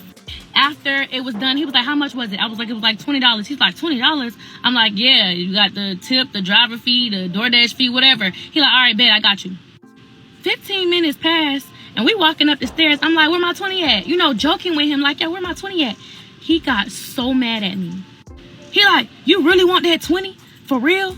I thought I was really testing you. I was going to see if you was going to be like, nah, I'm straight. I got it for you. I'm like, you offered to give me $20. What do you mean? He was like, nah, don't worry about it. I'll go. You know what? Don't worry about it. Remember that. Oh, matter of fact, since you want to be funny, since you want to be green, since you don't want to pay for this Popeyes, I got half the rent. I'm like, what the hell? Over Popeyes? So he starts scraping up ones places. But mind you, he told me he had the $20 in his car.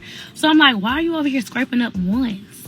Like, I just did you a favor and you just try to make it seem like I'm green because I asked you for the 20. Like, I was just like, give me the 20. Like, I got it for you. No. He was like, that's real messed up. Don't worry about it. You've been doing some real green stuff lately.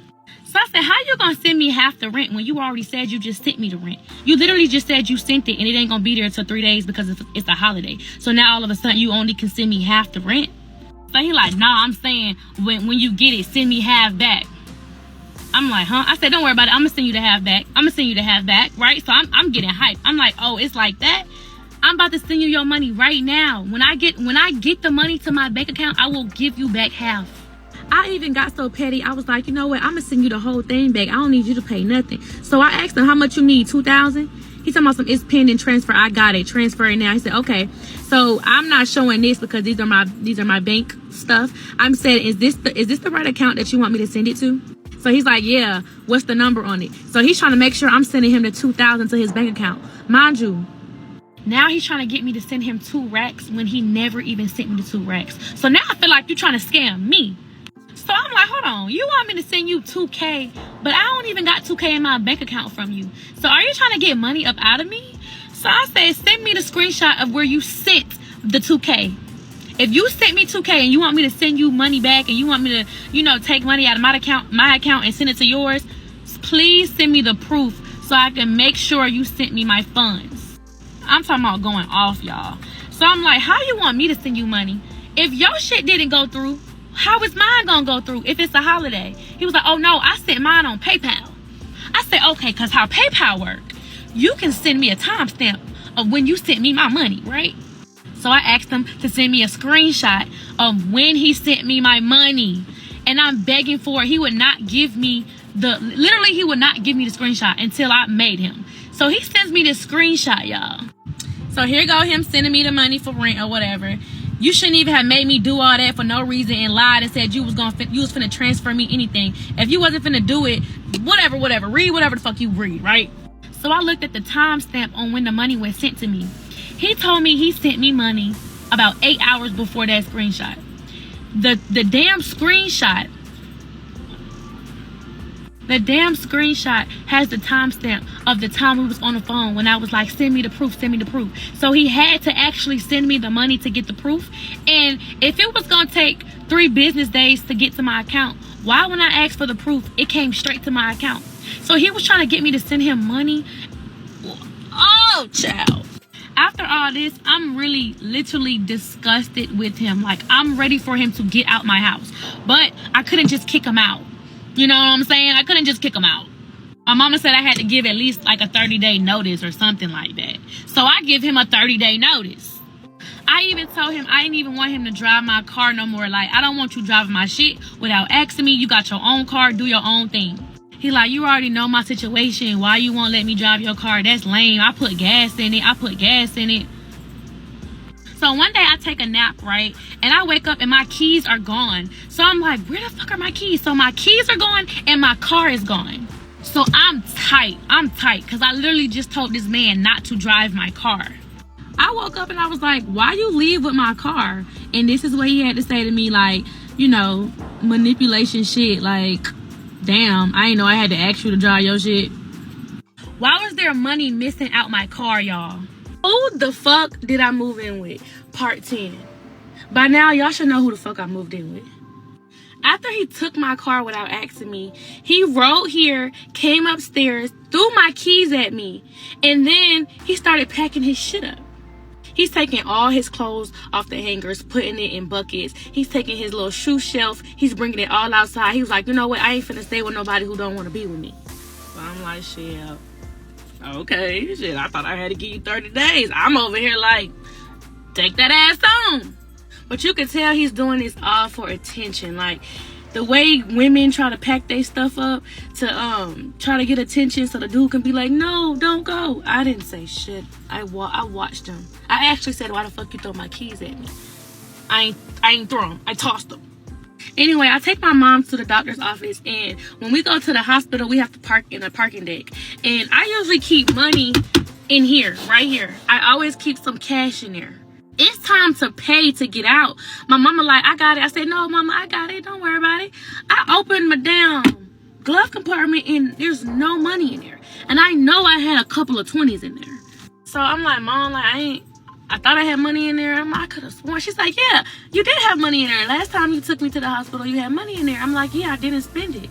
So I text him and I'm like, did you see some money in my center console? He like, yeah, I took it to be petty.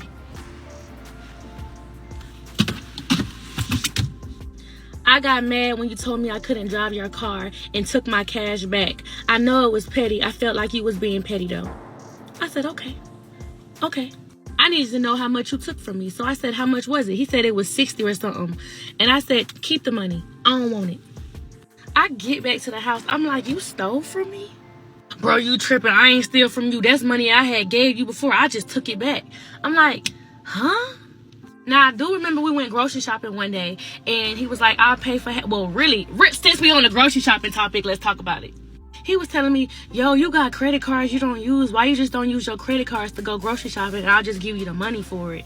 And I'm like, I don't want to put $300 on my credit card. Like, if we gonna go full out grocery shopping, I'll just... spend my own money. So he said, all right, whatever. It's time to pay. I told him I'm not paying with my credit card. And he was like, I'll just give you the money for it. So he stopped me in a parking lot and he gave me some cash like 3 days later. I'm like, oh no, you got to go. He never gave me my money back. Yes, I said, keep it. I don't want it. But who cares if you stole from me or if you took money from me without asking, because that's what he would say. Or took money back that you gave me that was already mine. Like, it just didn't make sense to me. That's trying to manipulate me into thinking you never stole from me. You just took money back that you gave me that was already my money. It just didn't make fucking sense. So then I'm starting to think about the different situations we got into when it came down to cash. It was one time we went to the plug and he asked me if I had cash on me. And I was like, I only got $100 bill. But you didn't need to spend the whole 100. I told him when he went to go get the, to give me my cash back. When he got back in the car, I'm like, where my change? And he was like, man, I'ma just Apple Pay you 100. I'm like, what? So I'm looking at the insufficient fund transactions and I'm putting 2 and 2 together. He would Apple Pay me money and he would want me to give him the cash for it. So I'm low-key working for this man, not even knowing it. $100 payment sent. Apple Pay insufficient. Now, if y'all don't know what pay insufficient means, that means he's swiping his card, he's sending money, he's making purchases when there's no money in the bank. So the bank has to take care of it. So it's becoming negative. So if you look at his bank account, that's why it says negative such and such, Then it made me think about the times he would ask me to go to my bank and pull money out and he'll just Apple Pay me. So I'm literally over here working for this man.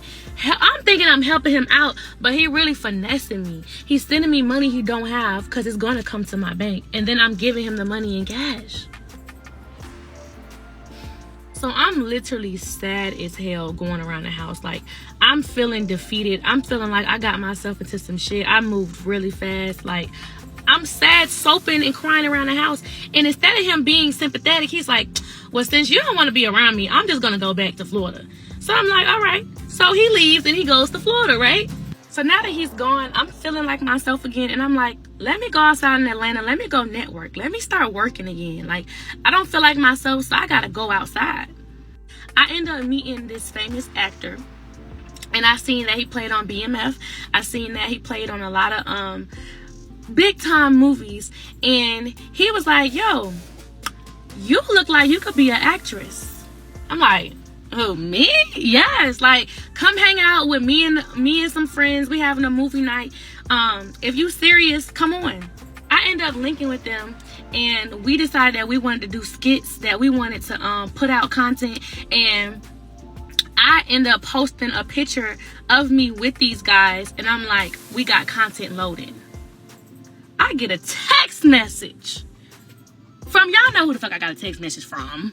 He's sending me screenshots of basically people sending him my story saying, oh, your girl a bop, oh, she's gonna get greased by an African dude. Like, he's just sending me stuff that people are saying to him, and he sends it to my phone like, oh, this shit is embarrassing, like, you ain't even wait till I was fully out the house yet. And I'm like, all it was a simple picture. Let me go ahead and drop the screenshots of what he was sending to my phone so y'all can see where this is about to go. So as you can see up here, somebody sent him and said, nah, bro, your girl a bop already. This couldn't be me, bro. You going outside. So he texted me and said, shit is embarrassing, bro. I knew this was going to start sending me stuff like this. Then he sends me another one. I don't feel like looking for the screenshot, but it said, bro, your girl finna be greased by an African dude. And then he sends it to me and say, now I got to clear this stuff up. Now I got to clear this shit up like he got my back. While I was out working with these dudes, I didn't want to entertain it. I didn't even text him back. I just left it alone. But once I got home, I was going to do my investigation because something didn't seem right. If you're going to send me screenshots from fans and random people sending you stuff in your DM, why would you scratch out the circle? Like, why would you scratch out who sent it? Like, you're trying to protect these people if you don't know them. I zoomed in to the little part, this right here. See, I'm an investigator. I zoomed in to see who the hell sent this. All I had to do was match this end part right here to my viewers. And I went through all thousands of them. Yes, I did. Now, I'm not going to reveal who it is, but I found who was in my viewers. And the person that I seen that was in my viewers was the same person who he said he didn't live with. Was the same person he was sitting right next to. Because remember, he went to Florida. This is who he stayed with when he go to Florida. This person said this to you about me?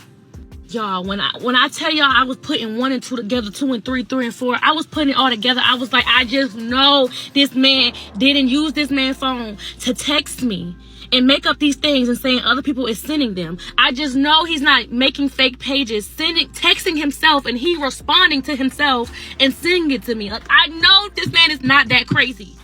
He's that crazy. Why these people sending you this shit? You just don't look at it. Why did you even allow these random people? I don't know. Since when did trolls ever come back? Y'all, I came to him first to see if he was going to be honest with me and say who sent these messages to him, but he just refused to tell me the truth. Nobody said no shit like this to me, but girl, nobody sent me nothing like this before. No shit like that. So who is sending you this? It's Fans. He is sticking to this lie, y'all. People just like, when I told Trey, I said, how should I troll back? I was gonna troll back with the people. Because I know you ain't like that. You feel me? It just looks crazy. Oh, this is sick. I was so fed up that he continued to lie to me. Before I confronted him with the truth, I really was just fed up. So this is how the whole move out thing even came about. Come here. I want to make sure you bring you home when you get here. And I want you to get every single thing that you own. And I want you to get it out my house. Please. What the fuck? Are you serious? I want every Dead ass single serious. thing. I don't care what it is. If you don't want it, cool. But I don't want to lay with you no more. I don't want to sleep with you no more. Anyway, I reached out to the person who I knew sent the messages to him. And I was like, what you say about me? Like, what's up? Like, what you have to say about me being a bob, how your girl would never. What girl do you have? So, yes, I confronted the dude. And he was so confused. He said, I don't even type like that. Why would I send that to him? He was so lost. Mind you, this was actually a cool dude. So I'm like, why would you say that about me? So he denied it until he finally admitted it. It's like, oh boy convinced him to say, yeah, tell her you sent those messages. Pause the screen and look at it. You can see how manipulative he is. Talking about he would never do nothing like that. But oh boy admitted to it, right? And while all this is going on, I'm having pregnancy symptoms, guys. Who the fuck did I move in with? Part 11. So the whole time he's in Florida, I'm still trying to work here in Atlanta. So I ended up catching a little gig with A&P or whatever, and I'm sending it to him like, hey, I got an opportunity to work with A&P, and he is not having it. He turned around, started saying, you must be linking with some dudes. Who invited you to do this? Like, literally just read what he said. He's a hater. Literally read what he's saying to me. Talking about show me who sent you the invite. Whoa, like he started getting so controlling and so angry because I got an opportunity to work with some big time YouTubers. So he started gaslighting me like, oh, I'm being loyal to you while you over here working around dudes and stuff. I'm like, loyal to me? Whoa, wait a minute. I let him know you are not my boyfriend. And remember, we split the rent. Remember that. Manipulation. Like, why would you say this? Why would you say that? Seriously? But I'm thinking I don't have to deal with him no more because he's in Florida. But of course, he finds his way back to Atlanta. He supposedly said that he bought us some Drewski tickets and that he wanted to come to see the Drewski show. I didn't want to go with him no more. So this is the messages of him basically trying to say, oh, I'm still coming. I'm coming for that. You told me you'll be back in October. I'm coming back for that. You know what I'm saying? I got something to wear and everything for Friday night. Still wanted to know if you'll come with me. I told him I did not want to go with him. I needed some space. Because like I said, around this time, I'm experiencing fucking pregnancy symptoms. And I am not telling him. I'm just hoping and praying that my period comes. And I ain't tripping.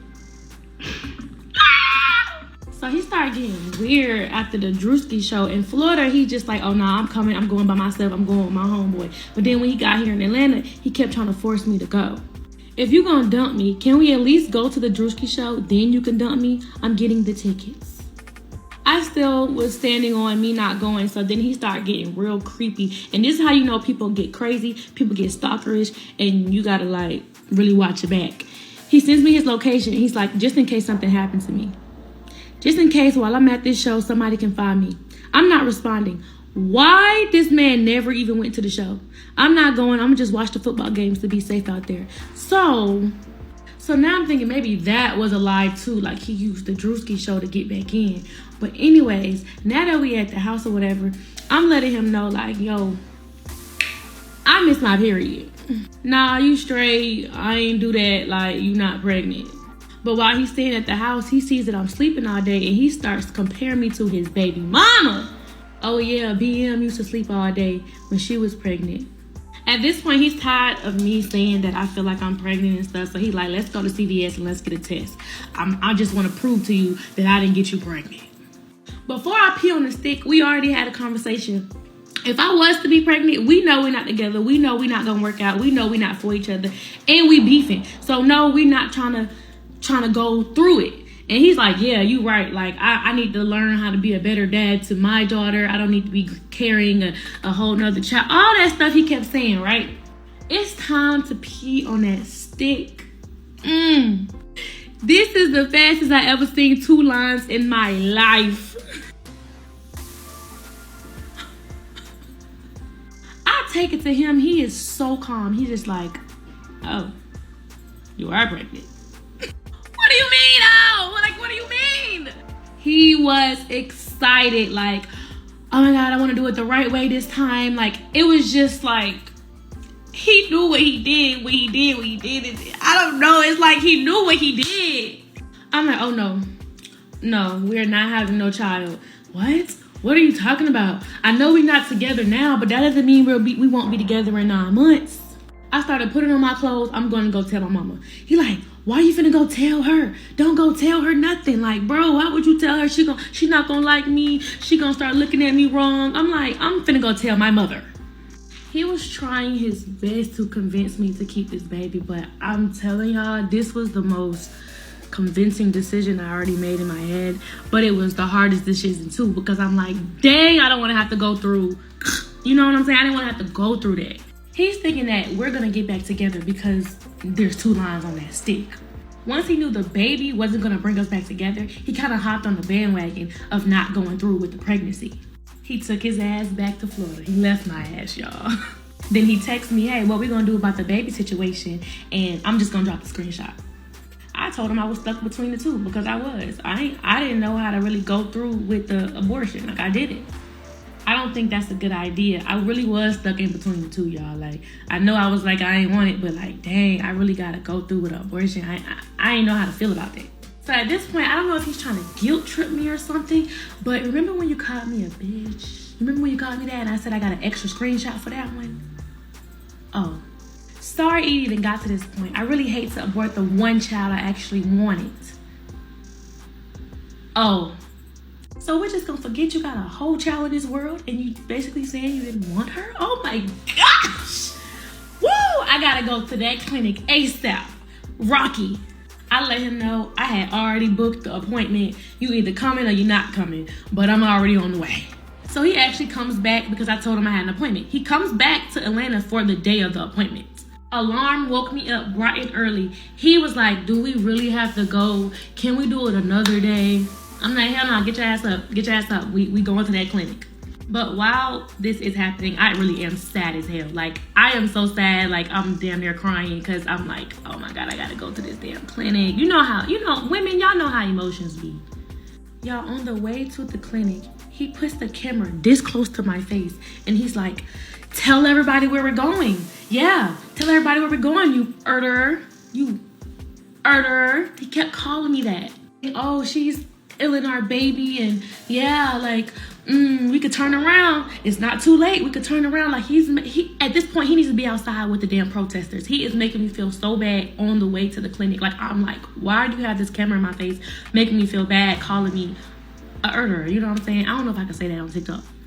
I'm praying on the way to the clinic, like, God, give me a sign. If this is something that I need to be doing, this is something I don't need to be doing. Like, I'm literally praying because I really did not want to go through with the abortion. I just didn't want to have a baby by him.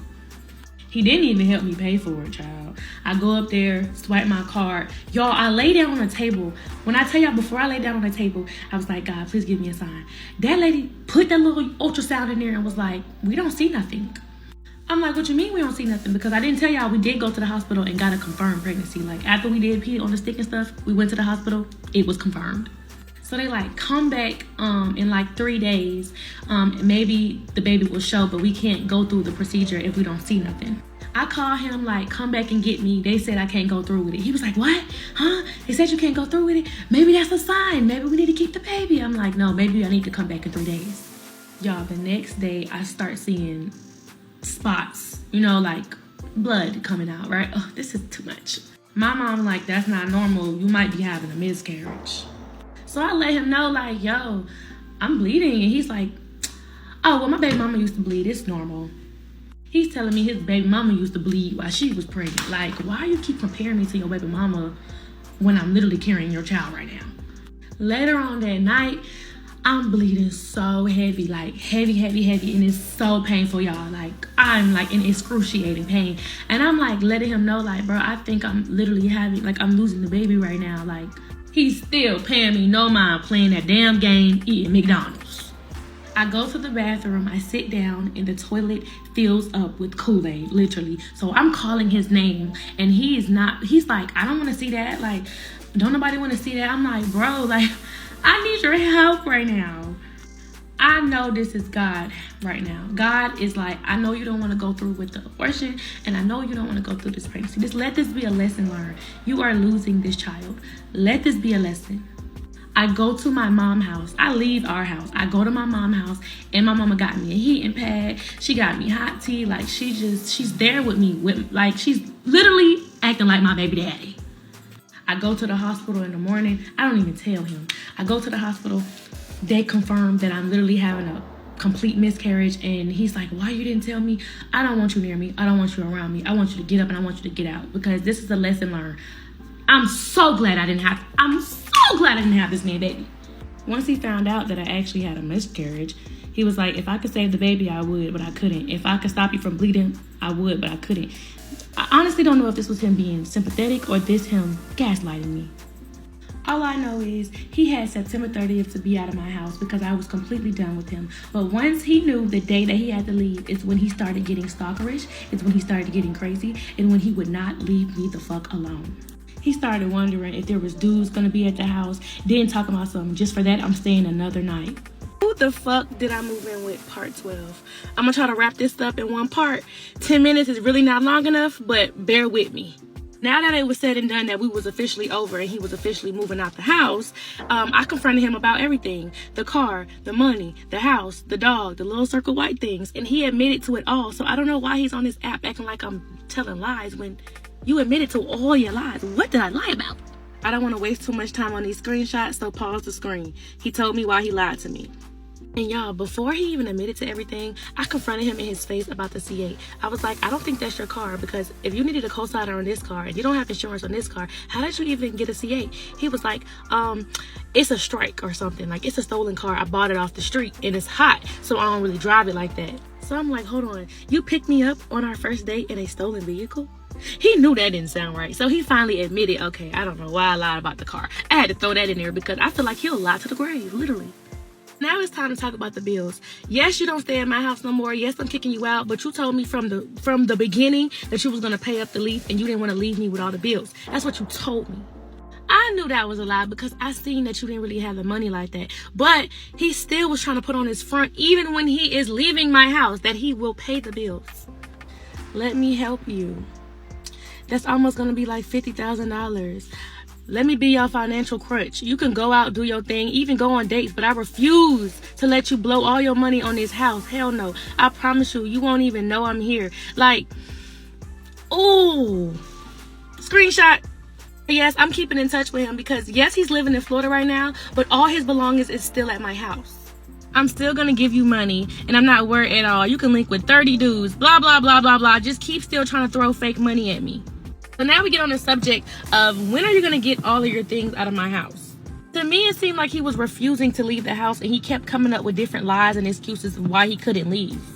I made sure I was putting it in black and white that you have until September 30th. If you don't have your stuff out of my house by September 30th, all your stuff will be gone, literally.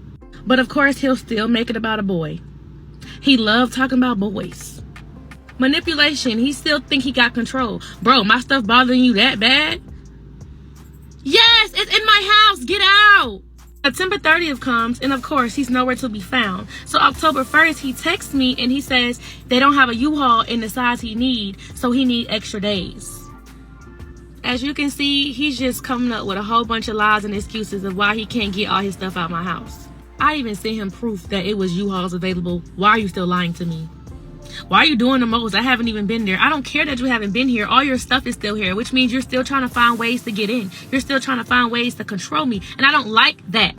I really don't have long to put all the excuses and the lies that he kept making up of why he couldn't get his stuff. Just know he was supposed to be out September 30th. And it's now about October 10th, 11th, maybe. But then he comes to the house finally. And he comes with no U-Haul. I don't know whatever happened to the U-Haul he said he booked and he already got. But he comes in his Hellcat. And at this point, he's moving stuff into the garage. And I'm hearing him clink, clank, clink, clank throughout the house. We didn't even say 2 words to each other. But later on that night, I get a call from, hello, you have a collect call from an inmate in Atlanta City. We ain't even go through all that. Just know I had to bail him out. He always want to put, oh, she this, she evil. I bailed him out because nobody else could. I did. No license, no insurance, got locked up. No money on my card. I had to bail him out. Oh, this is just me, you know, paying $1,300 to the bail's bondman. Going to go sign the bond now. But I'm evil. I even let him stay at the house, y'all, when I bailed him out. For 3 days, because he had nowhere to go, I let him stay at the house in the guest room. At a house where he paid 0 bills. Speaking of bills, he told me he was supposed to pay for the utilities the time he was actually living at the house. He never gave me the money for it. So I'm like, this man's still trying to scam me because he so-called said he sent it and sent me proof to him sending it. But he don't know that I see that the money never came to my account. I showed him the bill that was due. He said he already sent it through PayPal. It should be there in the beginning of the week. So the $310 that he sent me through PayPal returned. So no more insufficient funds. You didn't reach your max capacity of overdraft. It returned. So you never sent me the $310, or maybe you did. It just never came to my account. He's still trying to show me proof that the money came out of his account. No, sir. The money got returned back to you. Just more money that he still owed me. But let's move on to the next subject because I gotta fit all this shit into 10 minutes. He finally moves everything out of the house, y'all. He's completely going out the house. So I'm thinking I'm completely done dealing with him. I'm completely done talking to him. There's nothing else me and him have to talk about unless it's him paying me rent. Now that he is gone, this is him missing me. This is him trying to get me back. This is him trying to still have access to me because he loved me and I was the best girlfriend he ever had. I don't even know why he want to kick it to y'all like I'm just this badass person. You loved me. It's okay. I loved you too. Meet up with some influencers in Florida and he decides that he want to see me, right? He decides that he want to give me something. I don't know what the something is, but he's texting my phone and I'm not texting back. It's becoming like harassment at this point. Look at the date too. This is October 18th, not too long ago. It's so weird not talking to you on the phone every day. I hate this. I really don't want to talk to no other. I don't see how this is so easy for you. I love you. Good night. Good morning. He sends me this. So like, I'm like, I look like a complete goofy. These was for you, but I don't even know. I'm embarrassed myself. Blah, blah, blah. Just take a look at it. So he wants to meet up with me to give me these roses, but I'm looking real close to the roses and I'm like, wait a minute, hold on. Some don't seem right. Are these not the same roses you gave your baby mama? Baby mama that you don't even know? So now I feel tried. Yeah, I do. So I told him I don't want them. Keep them. Do whatever you got to do with them. He was like, it's more money that come with it. It's to help you with the bills. Whatever. I don't want them. I'm in my feelings at this point because ain't no way you just tried to give me something that you gave. No. I stopped talking to him. I leave him alone. Y'all, why in the world do I get a text message from him? And he's like, who just connected to the internet at the house? Who do you have at the house? How do you know somebody is at my house? Then he texts, then they disconnected as soon as I sent you that message. That's weird. I was just trying to make sure you were aware somebody was trying. How do you even know somebody's at my house if I'm not there? So that was weird to me. Like, he did say he was going to continue to pay for the Wi-Fi because he set the Wi-Fi up. But I didn't know that he was going to be watching who connects to the Wi-Fi. That's weird. At this point, I just block him because this is getting out of hand. About 5 days later, mind you, I haven't heard from him or anything. Like, I'm like, all right, bet, we good. He's blocked. I don't hear from him. There's somebody at my Ring camera. They have a delivery from him. Oh, I almost said his name. Some flowers and like some edible arraignment fruits. I'm like, bro, no. Like, I'm really mad because it's like, you're doing all of this. You're trying to show all this effort. Like, you're sorry. You want me back and all that. But it's like, I still don't got no money for the rent. Leave me alone. Where up, mama at? Down. So this is how I got back in contact with him because my mama wanted to put us on three-way because she confronted him and was like, yo, what's going on? You doing this the wrong way. Like, what's going on with you and my daughter? That's how my mama got involved. The three-way call did not go well. And at the end of the three-way call, I was like, look, are you going to help me with this rent or not? Because you said you were. Now you're saying you're not. Oh, no, I ain't finna help you with nothing. So I said, okay, bet. Since you want to do all of this and then you want to disrespect my parents because my parents got involved. He told me that my dad bleed like he bleed. Like, I thought that was a threat. You can even hear it in his diss track that he's disrespecting my mom. And my mom did so much for him. Like, my mom was literally a mom to him. Like, she's hurt like I'm hurt because he fooled both of us.